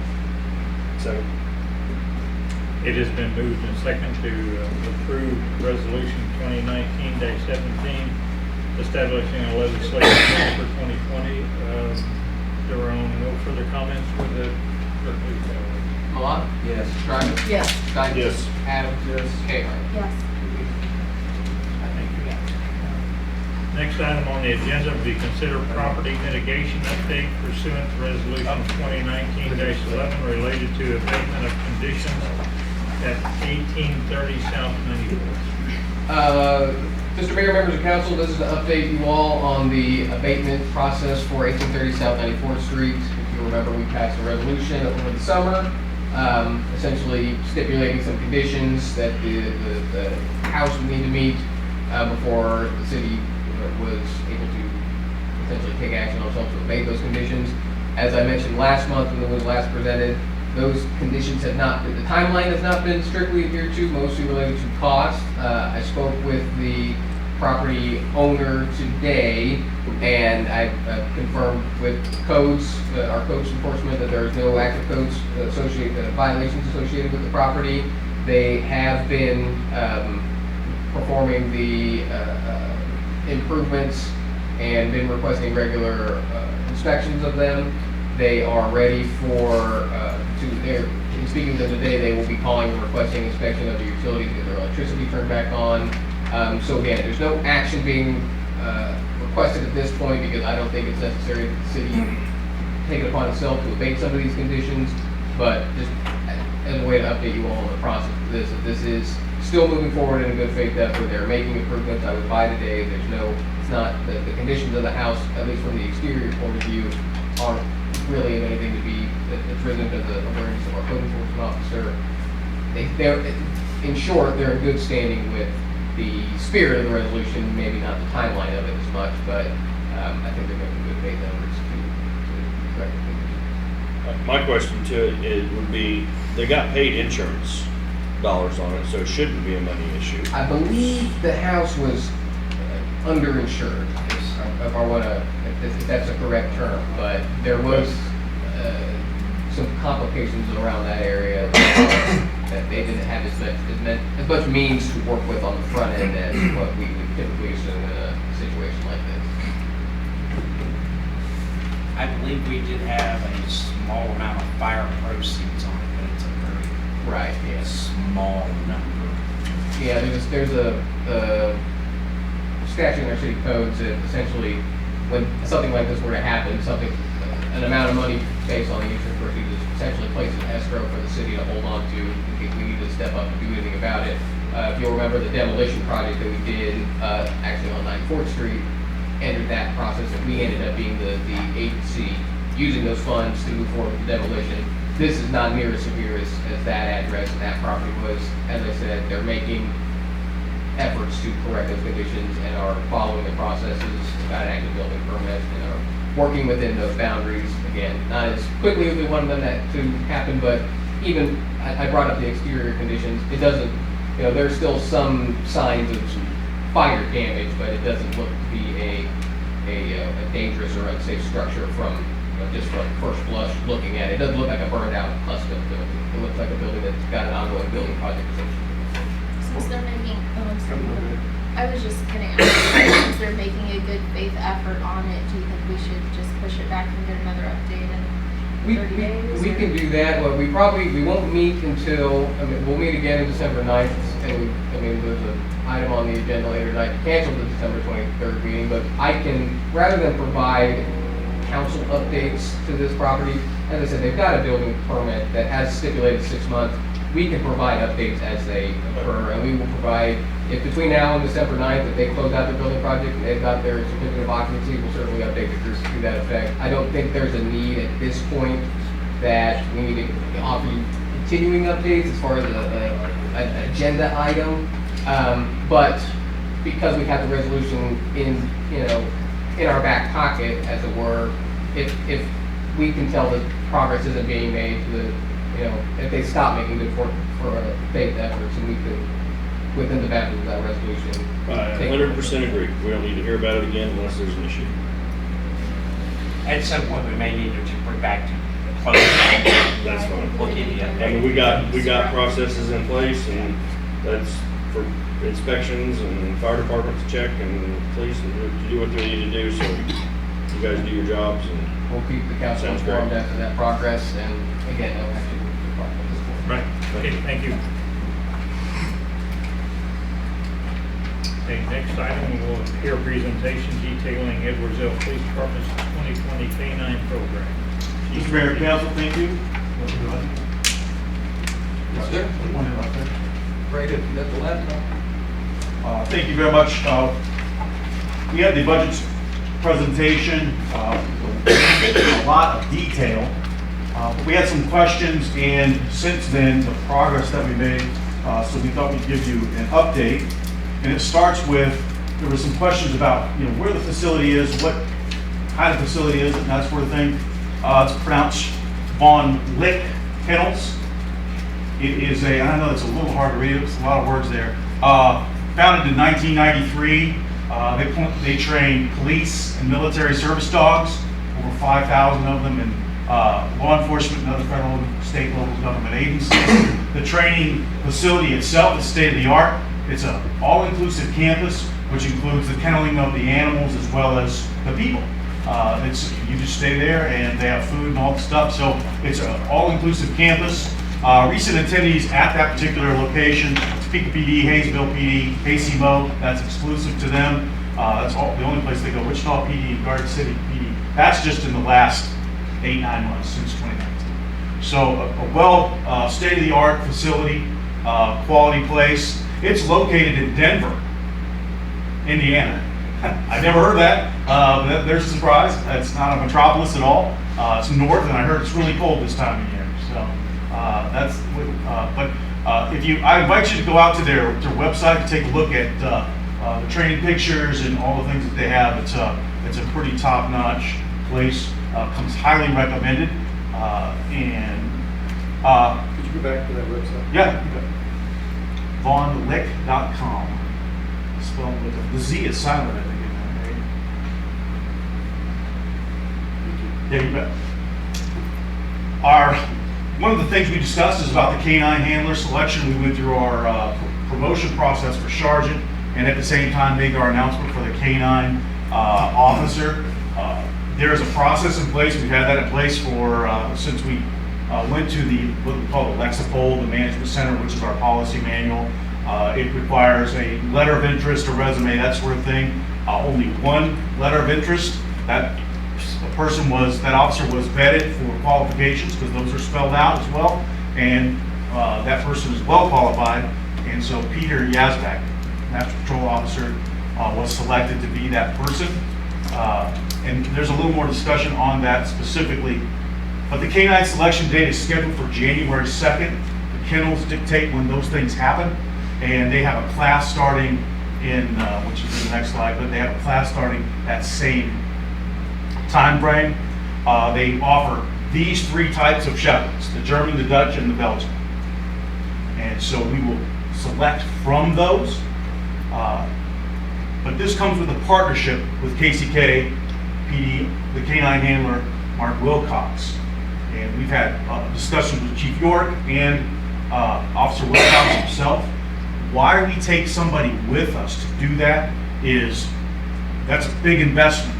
And maybe you have a pet at home, but that doesn't mean you're an expert in this particular product, if you will, that animal. But this person here, Mark Wilcox, is. He's an experienced handler. It's a common practice. If you're a smaller agency, you don't have 3 or 4 guys that have K-9 training and handling training, right? So this would be the thing that you would do, is bring somebody who's that kind of expert that you look up to. And this is going to be a great partnership. They're very excited about going, and it's going to spend the time to get the right service animal, because we're not just going to be presented with an animal in front of us and say, this is the one you ought to buy. We're going to do a whole vetting process, and Officer Wilcox is going to help us do that, including the vetting will include for us an unaffiliated veterinarian. We'll review all the medical records. We'll test the dog outside of their test, if you will. We already kind of have a plan to say, well, yeah, the dog in this training facility can do a bite here, and it can find a drug over here, but that's what it does every day. We want to see it in a different environment, and they allow that kind of latitude to do that. So Officer Wilcox will be our go-to guy in that, and we'll be accompanying Captain Short and Officer Yazbek to go up there and make the selection. This is a 6-week handler course, and luckily it's an all-inclusive campus, because they'll be staying and living there and training there. It starts January 6, 2020. Our training partnerships already, which happen every Wednesday, we've already been involved with these folks, especially KCK PD, KCMO, and KCK PD. So we've already worked with Wilcox and There's a couple of groups, if you will, training groups, and we've worked actually with both of them just to see the kind of the different styles and everything. But our partnership already in discussions is going to be with KCK and that group on Springs, and all kind of works together. And what's interesting about it though, KCK PD, their dog did not come from this particular facility. I think theirs came from Texas. What we saw and what we observed while we were there, we got our report back from Officer Yazback, and Captain Short has been in touch with them and talking with them, was the dogs from the Von Lick place are very, very disciplined and have their kind of own style. It's really unique in sense compared to the other dogs. Okay? So we thought that was fairly interesting, and they performed well. And again, we've already worked with them. That we train, that group trains every Wednesday, and so we've had a night training with them, and we've had a daytime. And Officer Yazak reported that he was a little nervous because he was the bite subject, but the dog was muzzled. And so if you've never experienced that, these are strong animals, about anywhere from 65 to 110 pounds. And that coming at you, and you're thinking you're gonna get bit, but it has a muzzle. But they're well-trained, they're disciplined, so it kind of acclimated him to that, and he saw that other side, and he's pretty excited about it. So we'll have continuing education, again, every Wednesday, that training with the dog, and that's what they're pretty excited about. We have a well-established standard of practice and a policy. It's SOP 310. It is fairly comprehensive, and I brought a copy. I'll just show you here instead of taking the 5 papers. I brought a copy for everybody. We'll get that at the end so you don't stare at a bunch of 6 pages of words there. But it aligns with all the legal requirements, well vetted, a whole room of attorneys that are throughout the country, work for our policy manual, if you will. And they have established those best practices. It well aligns with the accredited policies. You know about national accreditation, which KCK is one of those. There's very similar. You have localized policies, of course, that you have to kind of tweak in there if you have certain divisions or don't. So you tweak some of those things, and that's all we've ever had to do was make some just simple changes. The K-9 vehicle that we'll be using is current in the fleet. There's no more overhead. That's already bought, ready to go. We just are assigning one vehicle to do that, and the equipment is ready for installation. What will happen is, no matter where it goes, it has to go somewhere where there's going to be a concrete slab board and a kennel enclosure. No matter where you take this thing, and so that is our commitment. Now, one thing is we have officers who live in apartments. We got people who rent houses. This particular officer happens to own his own home. And this would be a permanent something. It wouldn't be in 6 months you get evicted or something, you have to change it, that sort of thing. But also, with that home ownership, there's going to be some personal expenses that this person may want to endure. It's not required, but you want somebody who would be able to do that, will have the means to do that. And certainly, Officer Yazback certainly has stated that he would make improvements just to make it better for the whole experience, and then he will be able to take care of that. So that's pretty much where we're at today. Again, we have a full vetting process. We've done a lot of work. This is very simplified, and the work and the hours that it takes to put in to getting all of this kind of in motion because of the dates in which we were given. And so that's kind of where we're leading up to, because we're just a little bit of time. Originally, they had our dog selection time December 31st, and then somebody said, whoa, there's a holiday in there, folks. So in traveling to Denver, Indiana, may be difficult at any time this winter, but that was some of the things that we had to take into consideration, and getting Officer Wilcox scheduled to go with us, that's a little bit of effort as well. So I think all things said, it's well lined, we're ready to go, and within 7 to 8 weeks, we should be on the road after the start of the class. So by early spring. So when Officer Yazback is on duty, the dog is with him? Yes. On duty? Holding him. Rides in the car? Yes. And he lives in Water Springs, is that correct? No. He lives in Johnson County. Okay, what part? I guess southern part.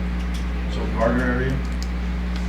He is within the 30-mile response, which is The policy, we didn't change that, that was in there originally. That's common, because if you think about it, if I lived on the most eastern side of KCK, and I wanted to come to the most western side, given traffic and all the response, it could take you 20 minutes, right? So the 30-minute time frame that's the response from point A to point B, not the whole response time.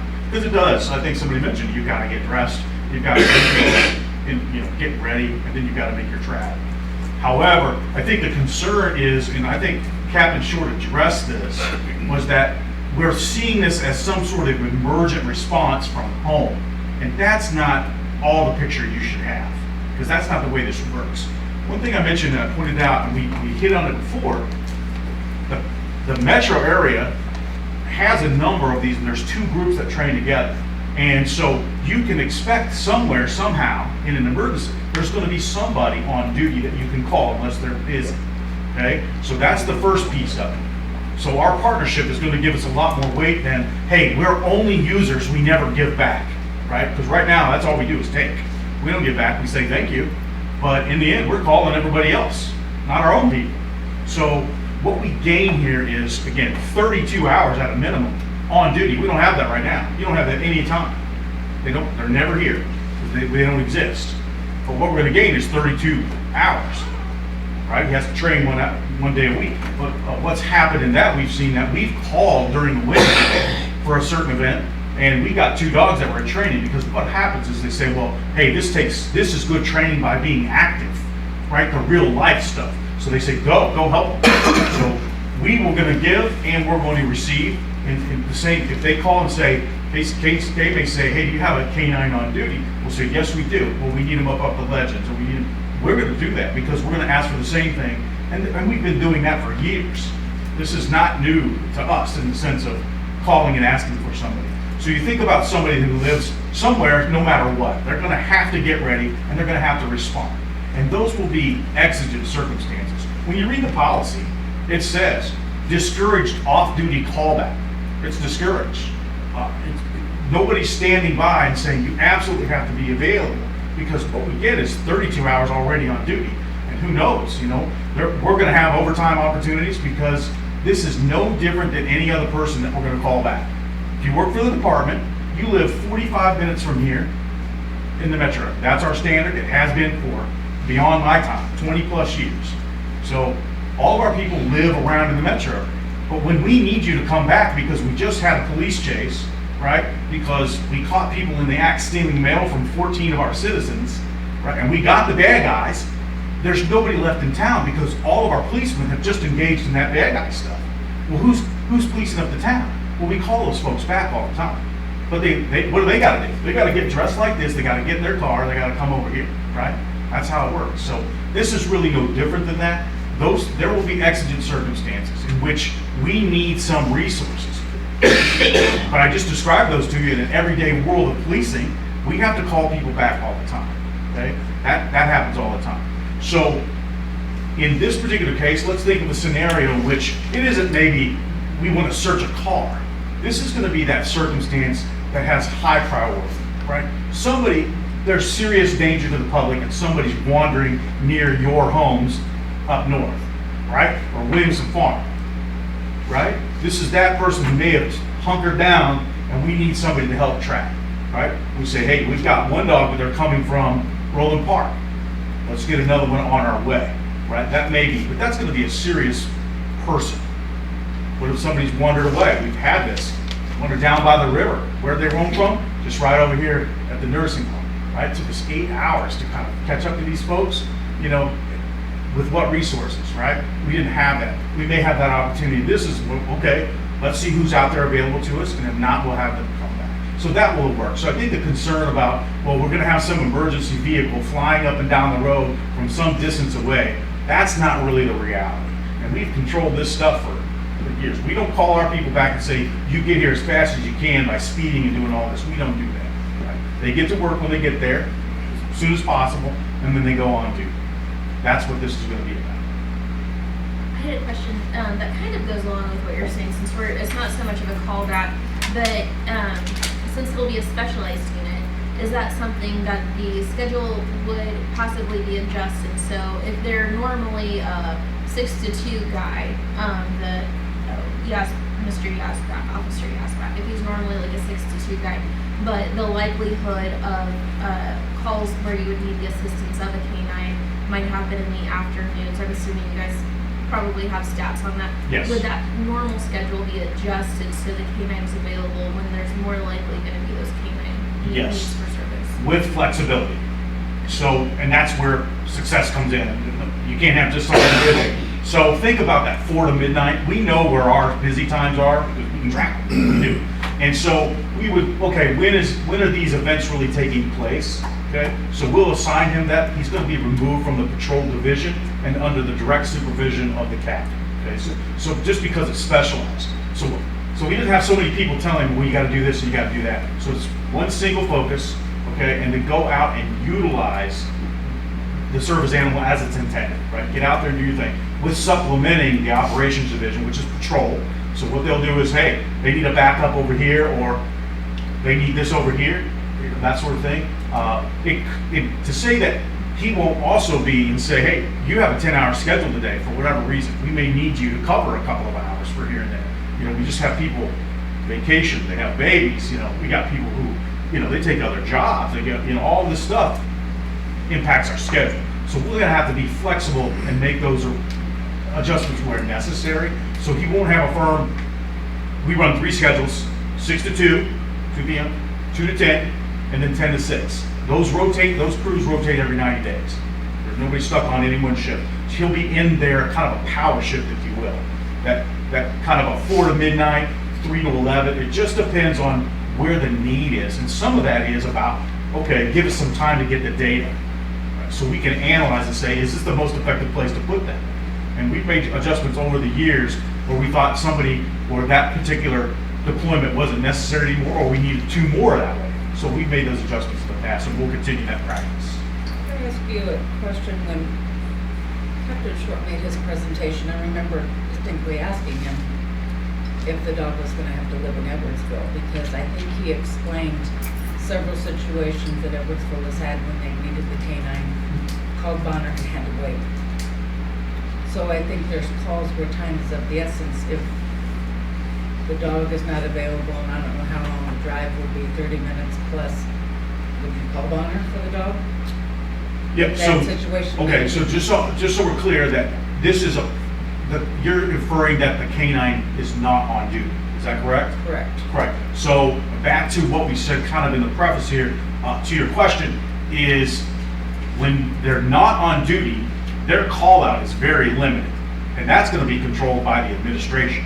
Right? We decide when they should come out. So say that situation happens, We were going to call, that's why the training partnership and this relationship that we're going to have with these other agencies who have K-9s deployed, that's where that's going to be a very big benefit, because we can call and ask, and they're more apt to respond, because when they call and ask, we're apt to respond now that we have the resource, right? So that's a good partnership.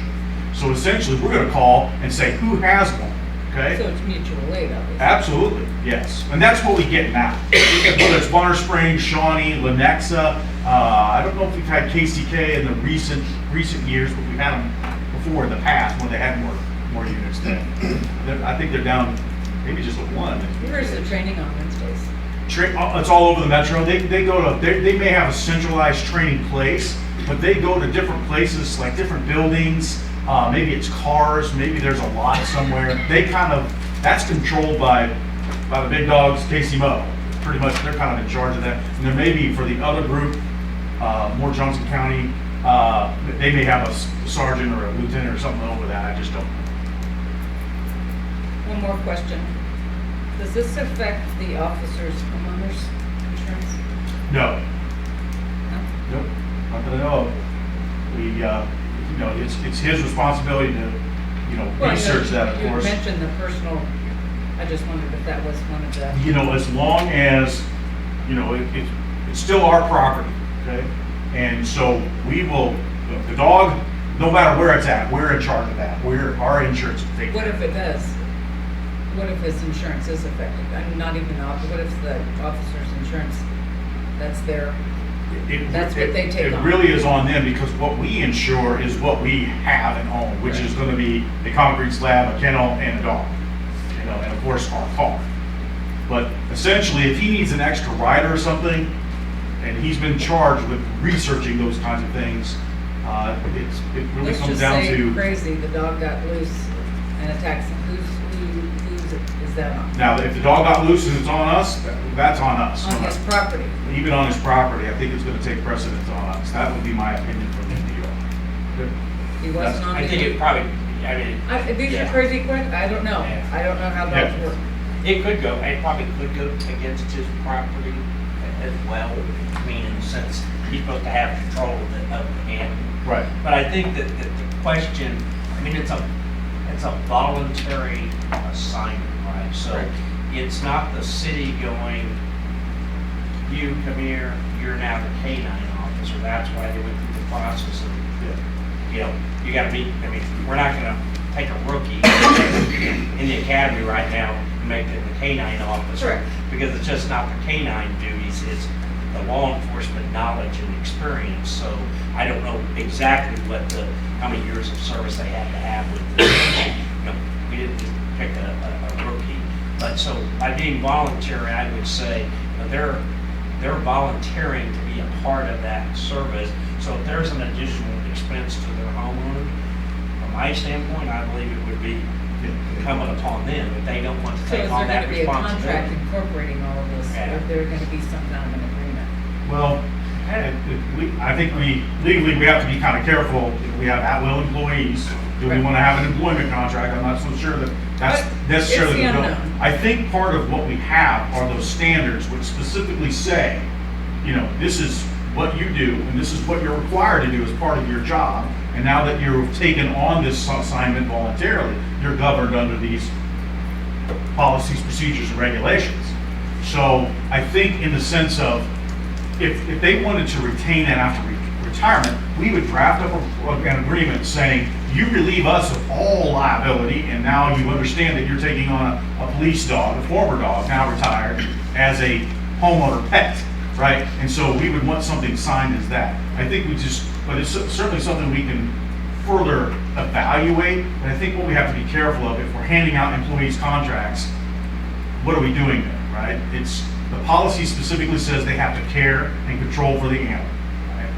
Take it to vet appointments, do all the things necessary, and of course, they're compensated for that kind of stuff. And hopefully, those are done during assigned times.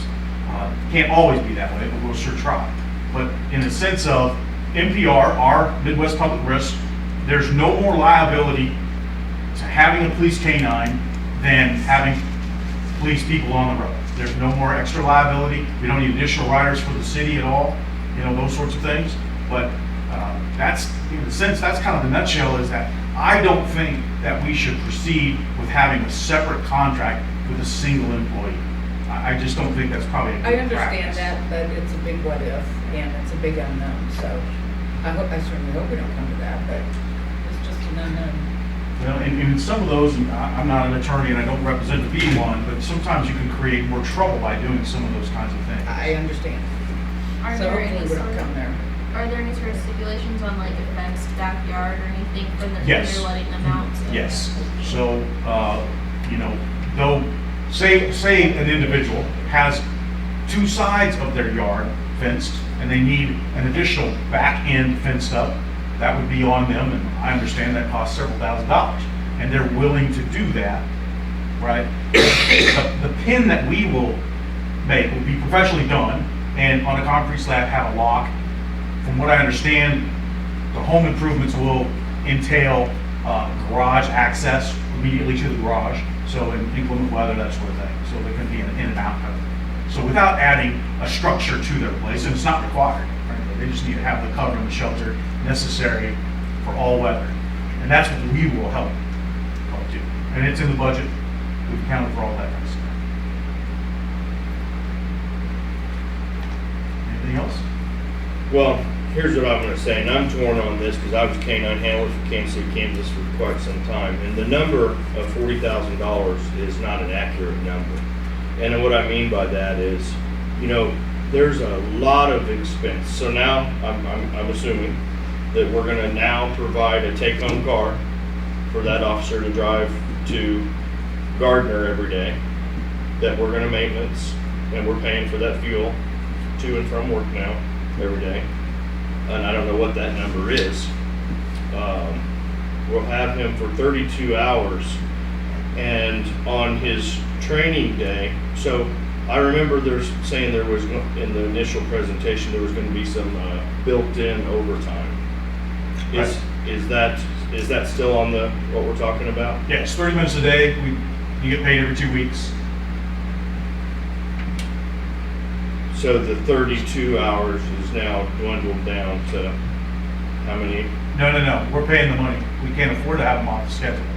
So we budgeted in the 7 hours every 2 weeks.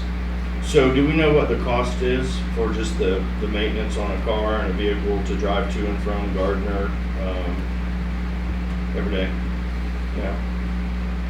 Well, part of that's gonna be what's your fuel expenses, which vary. I mean, I have no idea. Right. That's why I'm asking. So, you're gonna have to We're have. providing another vehicle that's, I guess what I'm getting at is I have asked, and I'm not opposed to police services. I mean, I get it, I understand.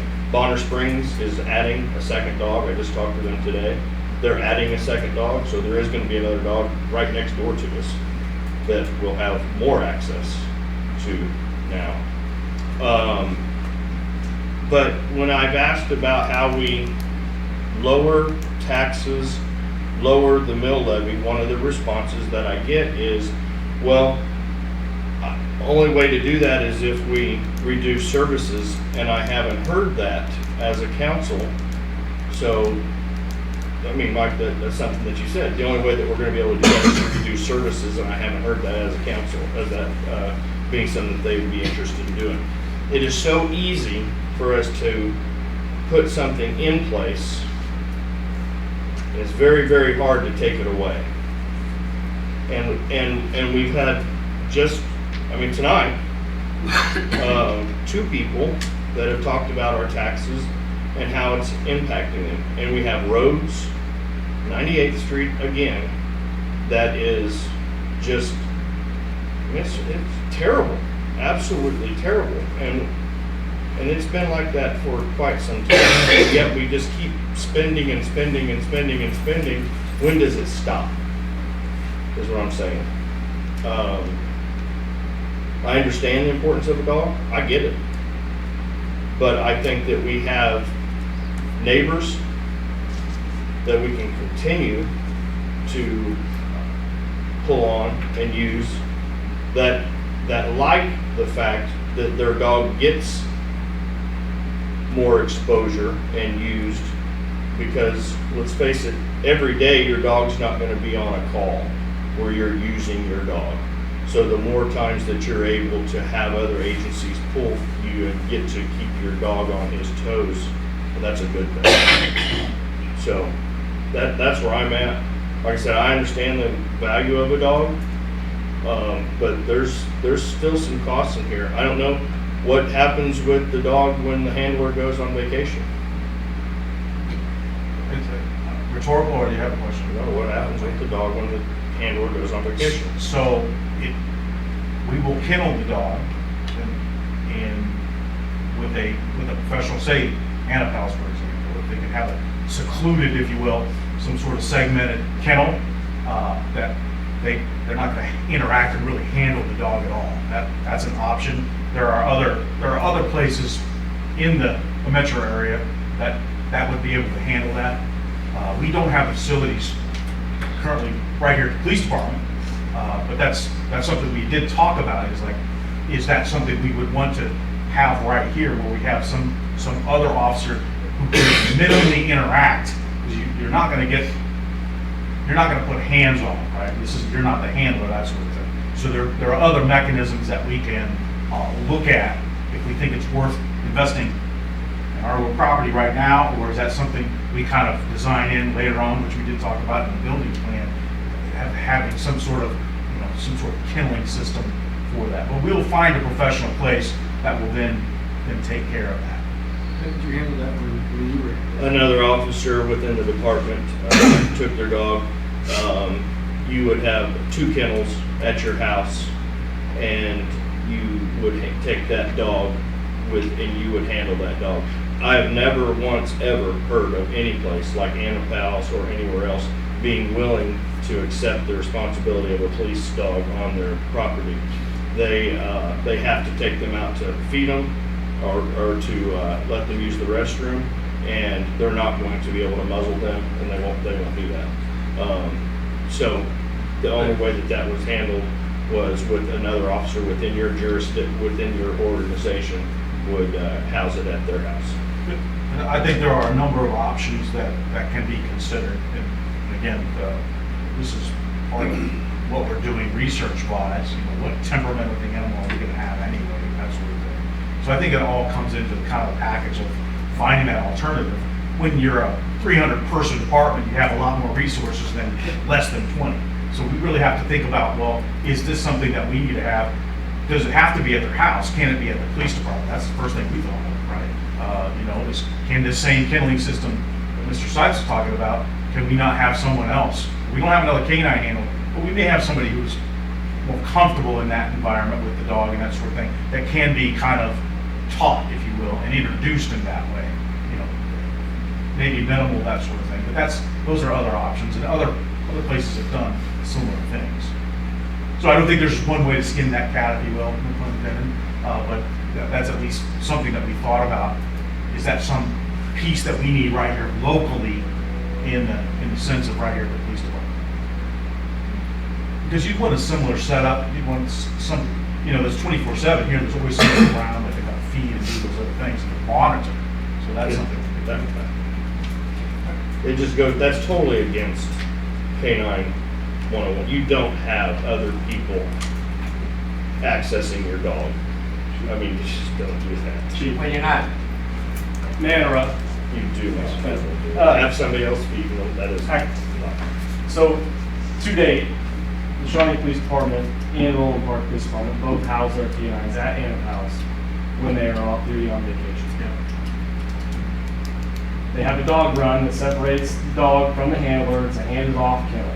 So the dog's able to go from in to out. Picture a zoo where they have dangerous animals, where it's hands-off. They let the dog in, let the dog out. They clean the kennel, the dog comes back inside. They set the bull inside the kennel, they shut the door, and they leave. To date, 2 different agencies maintain their dogs that way when on vacation. If I remember correctly, we incorporated some of those. That would essentially be a contracted solution between some kenneling agency that was incorporated in the budget estimates that we included in the 2020 budget in our contract agreement. Yes. Currently, the rate is $32 a day. Yeah. Right? An officer with Officer Yazbek's time on gets 80 hours of leave. Would all 80 of those hours be out of the city? There's no idea way of knowing that. How many hours is going to be granted? It's in the schedule. If it's going to be out of state, the dog would have to be kenneled. There's no way of knowing that.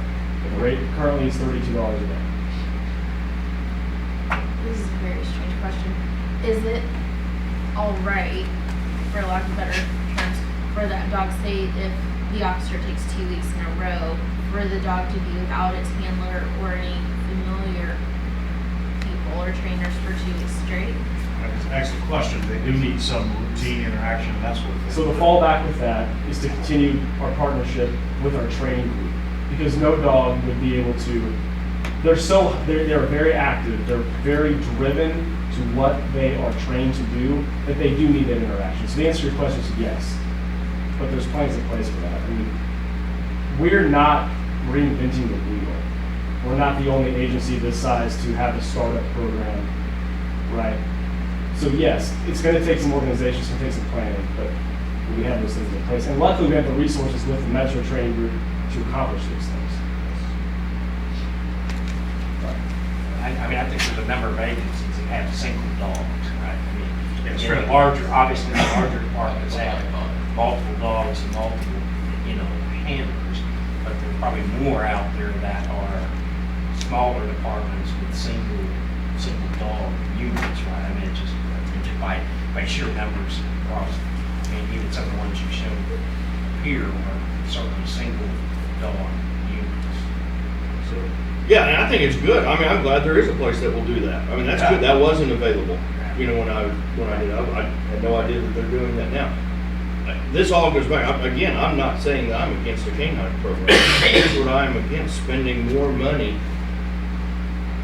on something else when we have other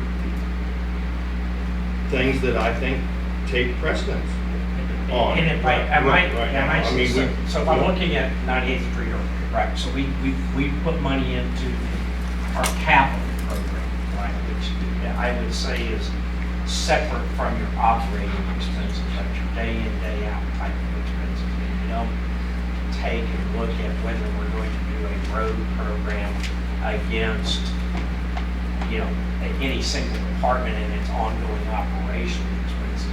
We look at those as capital and how those fit into that portion. I mean, if it's tax, it's not all tax driven, but I would, I mean, we manage, I mean, we have money in the budget to do road maintenance. By that I mean pothole repairs and you know, snow removal and fixing holes and things like that.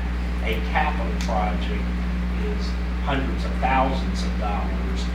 And 98th Street or, you know, 102nd Street or any, I mean, there's a number of them out there that I would call the old county roads that are narrow 2-lane roads.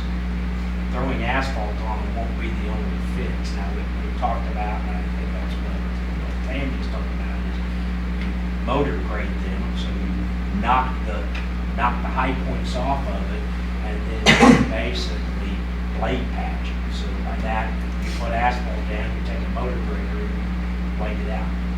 It gives you a few years of life to the road. If you're going to replace and build a road, that's going to be a capital, clearly a capital project. I mean, from just a budget standpoint, it's not going to really impact from an operational standpoint. We could have reduced the mill levy a little more though, right? I don't think we could have reduced it more. I mean, I mean, How do we ever get to the point that we reduce that then? I mean, I think two things happen on the mill levy, right? It's not all about reduction costs. It's also obviously there is value increase, right? And I don't mean value increase by existing property. I mean value increase by the 7 million square feet of commercial space we brought on. Obviously, we need more new homes. I mean, I think that's clearly residential growth will have. Having more sales tax growth will help reduce the burden on property taxes. So I think it's not just one-sided and cutting the expenses. I think what I've said is you can cut expenses and cut tax rates, but you may not like the outcome of that. But I think that's part of it. So I think on this K-9 program, I mean, I think the chief made one comment that I think is very fair. In all of our across the, we can't always be the takers or assume that somebody else is going to provide a service for us. You know, are we going to provide services to our citizens? You know, and we have a responsibility to do that. We can't assume that another agency is going to respond, whether it's the police department, fire department, public works. We can't assume that they're going to come and take care of our business for us. I think we have to be prepared. Now, can we do everything? No. Can we, you know, I mean, if you know, the perfect scenario is you have 4 dogs, then you know you always have a dog on 24 hours a day. That's not reasonable. It's not, I mean, it's not even worth a discussion. I mean, there's no way that in our current situation for any time in the future we're going to get to that point. And this is an added resource to our department that helps the public, keeps on crime, helps keep people safe. I mean, it's a tool. And I mean, I know that, and I'm an animal lover and dog training. I mean, I want to go over and pet them just as much as probably a lot of them. But that's all it is. It's a tool. And I think we have to remember it's a tool that, you know, the same reason we have other non-lethal tools, right? I mean, we don't want police officers engaging physically with people when we can't. It's a tool, it's the only tool, no. But I think, you know, do we think it's a valuable tool to help our law enforcement do the things that we call for the roads? You know, a traffic stop that results in you know, finding drugs, or a person that tries to escape, or the lost person, or whatever. I mean, near my house the other day, it was a K-9 officer. I mean, you probably saw on the news, you know, there was an officer involved shooting, ends up in pursuit, ends up working out. But it was the K-9 officer was the first officer there. Right? And I don't know if he deployed his dog, I don't know the details, but it's not, he wasn't driving with this dog trying to find a place to take the dog. He was doing law enforcement work with K-9 as part of this resources. I think you're misunderstanding that. You think that you're trying to talk me into thinking that a K-9 unit's a good thing. I mean, that's not the case. Okay. I'm not. I think, and. That is not the case at all. To your earlier point, I think, and Mike kind of touched on it about, you know, what's the map to get us to a point where we can responsibly lower our mill levy and the property tax burden on our residents. And it's that three-legged stool model where we've got revenue coming in, you know, ideally 3 strong areas: sales taxes, property taxes, and other kinds of miscellaneous revenue. Right now, the way Edwardsville's stool is positioned is that we've got a strong property tax base and not a lot of cash registers to help share that burden going into our general fund. Right. And so to help, you know, the strategy to get to the point where we can responsibly lower the property tax burden is to pursue policy and projects that make cash registers, make our community more attractive for those cash registers. Well, I can tell you that 98th Street doesn't make it more attractive for somebody to buy a house.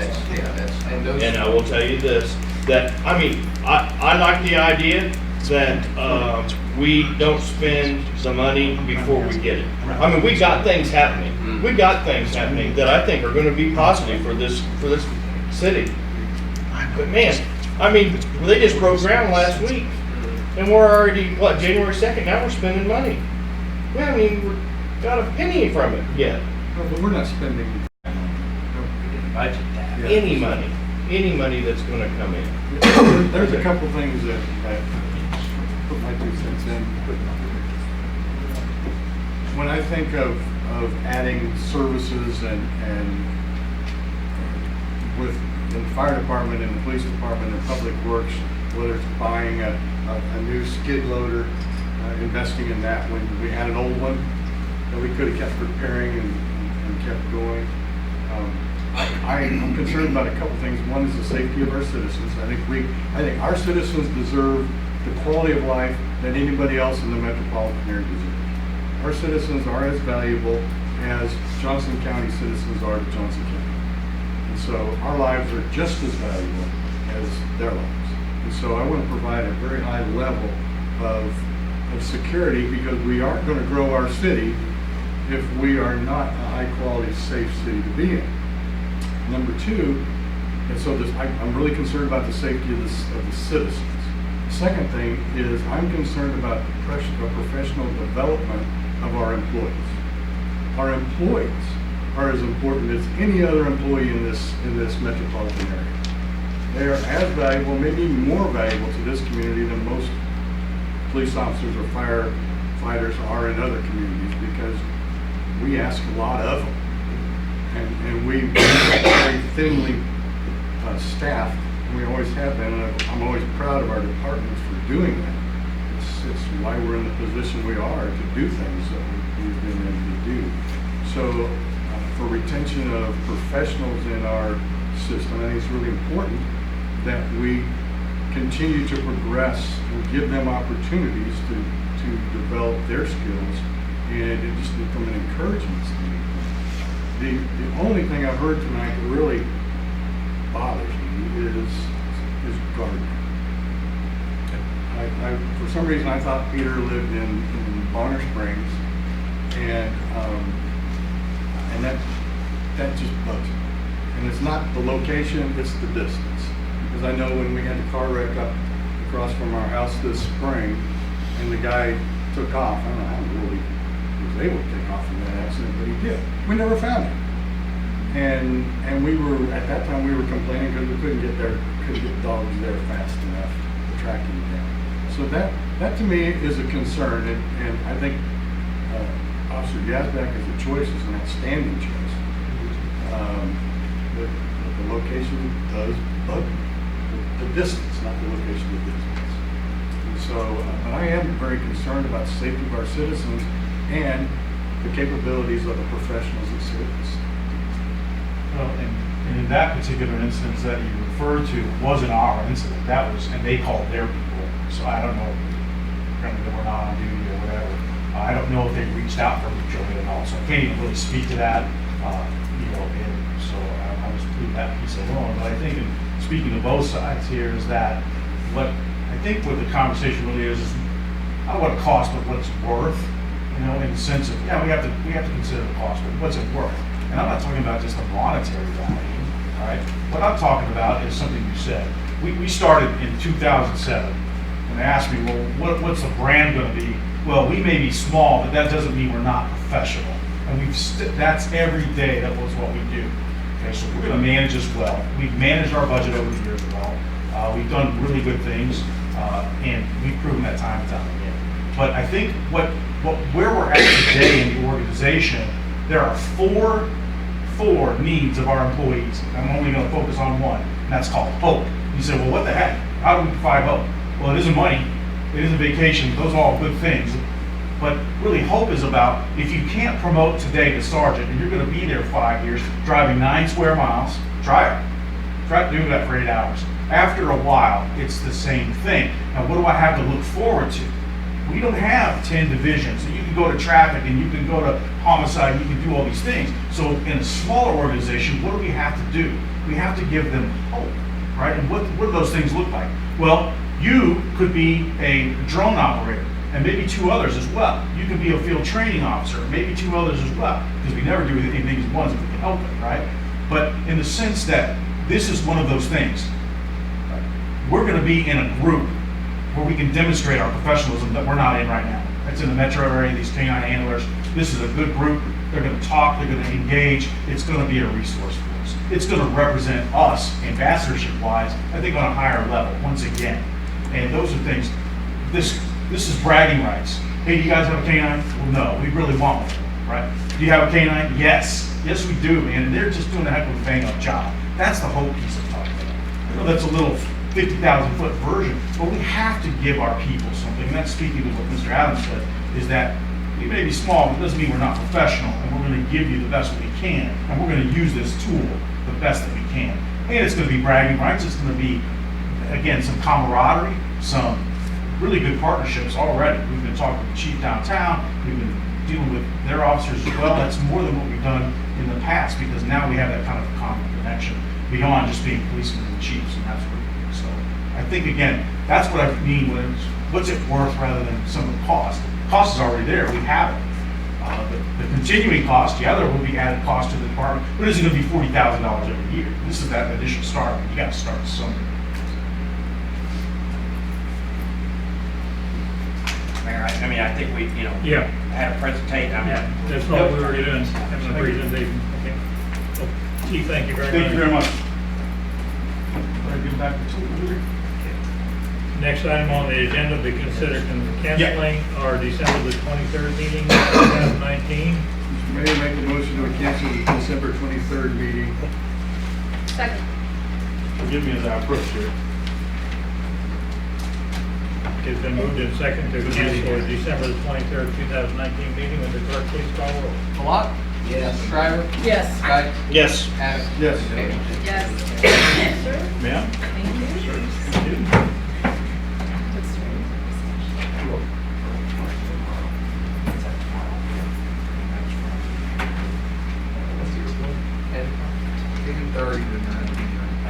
I'm sorry, I didn't.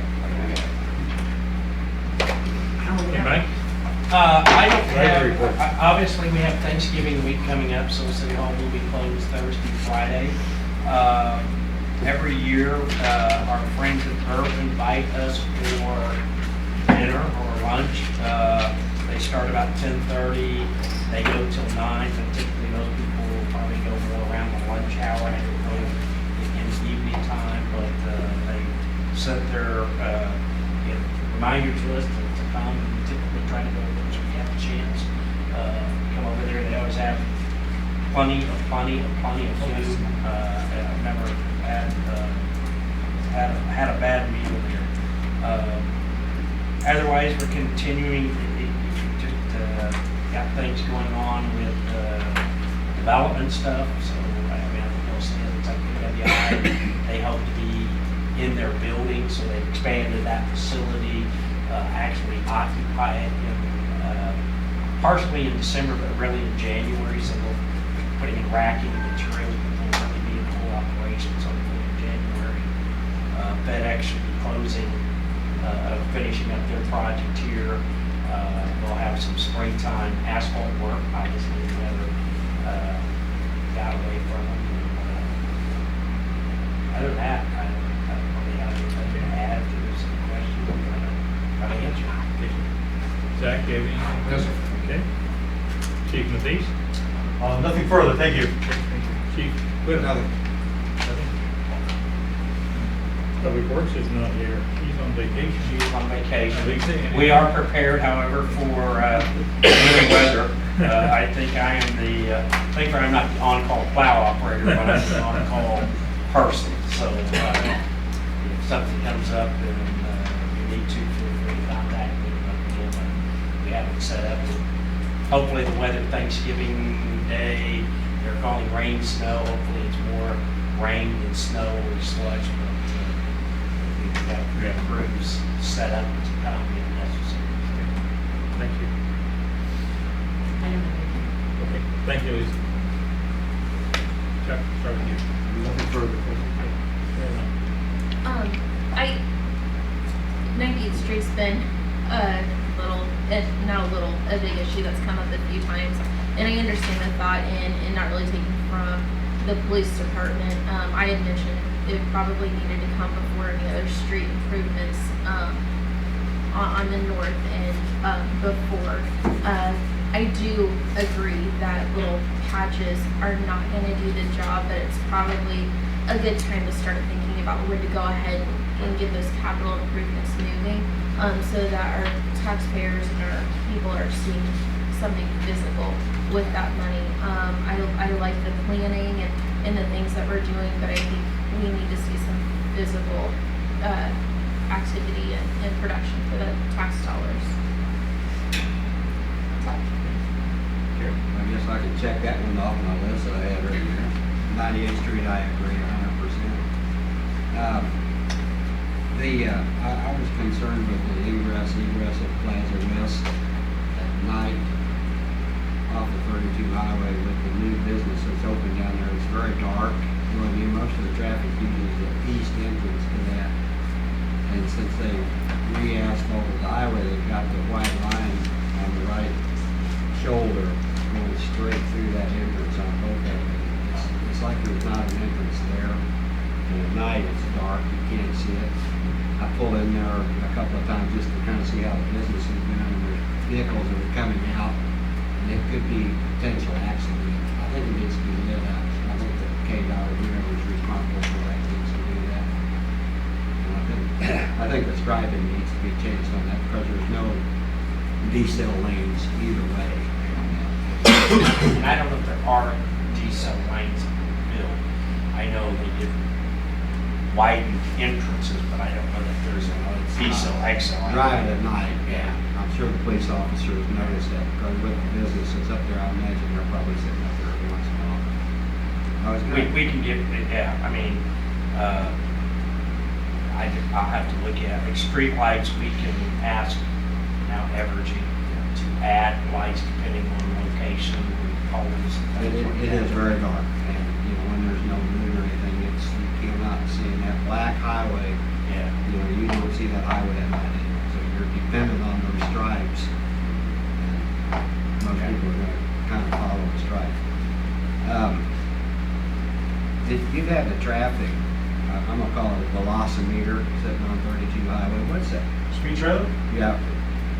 What's the average? Do you take averages on what the speed No. are on that? When we bought that particular unit, we could not afford to add all of those other features. They could be upgraded, but I think if we're gonna do that, we just buy a whole new one. So I think we should look into that, and the reasoning is because I'm I'm still gonna make enemies, but I still think that the speed limit on 32 highway needs to be lowered from that west curve up there, just to the west of Plaza West. I think it needs to be lowered with all the in and out traffic that are going on there now with Lake Forest. My driveway, my neighbor's driveway, the other neighbor's driveway, and the two entrances, it's really a mess down there. And I think that there should be some records kept on what the speed is, and I know there's not a lot of accidents, but I'm gonna say that there's going to be before too long. That's what I had to say. Margaret? Couple of things. I appreciate all the time taken to research the K-9 unit, and I do agree. It would be wonderful to have it, but I can understand as our citizens don't know maybe in depth everything we do. So aesthetic-wise for the city, Mike, if you could have maybe Tammy do a small presentation, not even a presentation, just a what's the outline look for the roads, even Okay. Wood Street, something Right, needs yes. to be done on that. And we just note, and we were trying to wrap up other things. I mean, we did in the bond election, we did, and if you look Just at to the recap CAD on report, we that, because have, I'm not quite sure myself. yeah, we have about 268,000 that was earmarked for doing the planning and right-of-way acquisition for 98th Street, roughly from Kansas Avenue north to the city limit line, Riverview area. She could just give a recap on that, Yeah. maybe that would be useful. So, Mayor's Christmas tree lighting. Yes, sorry, that is next Tuesday, a week from tomorrow, at 6:30 here at City Hall, and then we'll move over to the community center. The choir will be there, and hopefully it's Probably raining. Well, now, that's why I didn't bring it up. No. Well, Chief Whittle didn't plan I know, no, that's okay. No, if I show up, it'll rain. Right, right. Aren't you out of town? No. And last thing, I'd like to wish everybody happy, safe Thanksgiving. Thank you. Okay. Well, I've said everything that I'm gonna say about the K-9 unit. I think that, I mean, it's moving forward, and I think that Peter will do Officer Yazbek, I think he'll do an excellent job at representing. And that is a good example of a person that is, we're left to move through another department and go. I think he'll do good. Like I said, there's just things that the policy sides of things will get worked out. You guys will figure that kind of thing out. I just, when it's said to me about the only way that we can ever reduce a mill levy is to reduce services, and we're adding different services. That's the only thing. I want to be as responsible with our dollars as we possibly can, and try to do all we can, but yet still do all the things just like what Chuck said and everybody has said about using a K-9 in this department. I get it. I'm not against that. I just don't want to. I'd like to do it a year from now, personally. 2 years from now, whenever we see some cash registers and we start generating some more dollars, because then there'll probably be something else that we need by then. But that's me, and that's why I say said what I said, and I think and I stick by it. But I think that the representation that is with Officer Yazbek, I think will be great. That's all. My comments, Zach, thank you for the update on the master plan, and I certainly agree with the comments that were made about what we need to do to go forward from here. I know this is not a process where we're going to make any decisions about what programs or what facilities or, I understand that's not what the master plan is all about, but I really appreciate, all the work that you've done on that. And Margaret, thank you for serving on the board to give a voice from the council. Parks Board been, we have a Parks Board member here as well. Yes, Zach, we have a Parks but I Board. mean, the Parks Board's been very active. Yeah. Right? I think this has probably been, the Parks Board has probably been the most engaged and active they've been been Good. in a long time, which is good. That's exactly, what we want to see. So we're glad to have. Chief Mathies, I appreciate all your work on the K-9. I know it's a new area, but I think, as Councilman Stice says, it'll get worked out. You can't make all the plans, but anyway. And with that, everybody have a good Thanksgiving, and hope to see you all next Tuesday at the tree lighting. We are adjourned.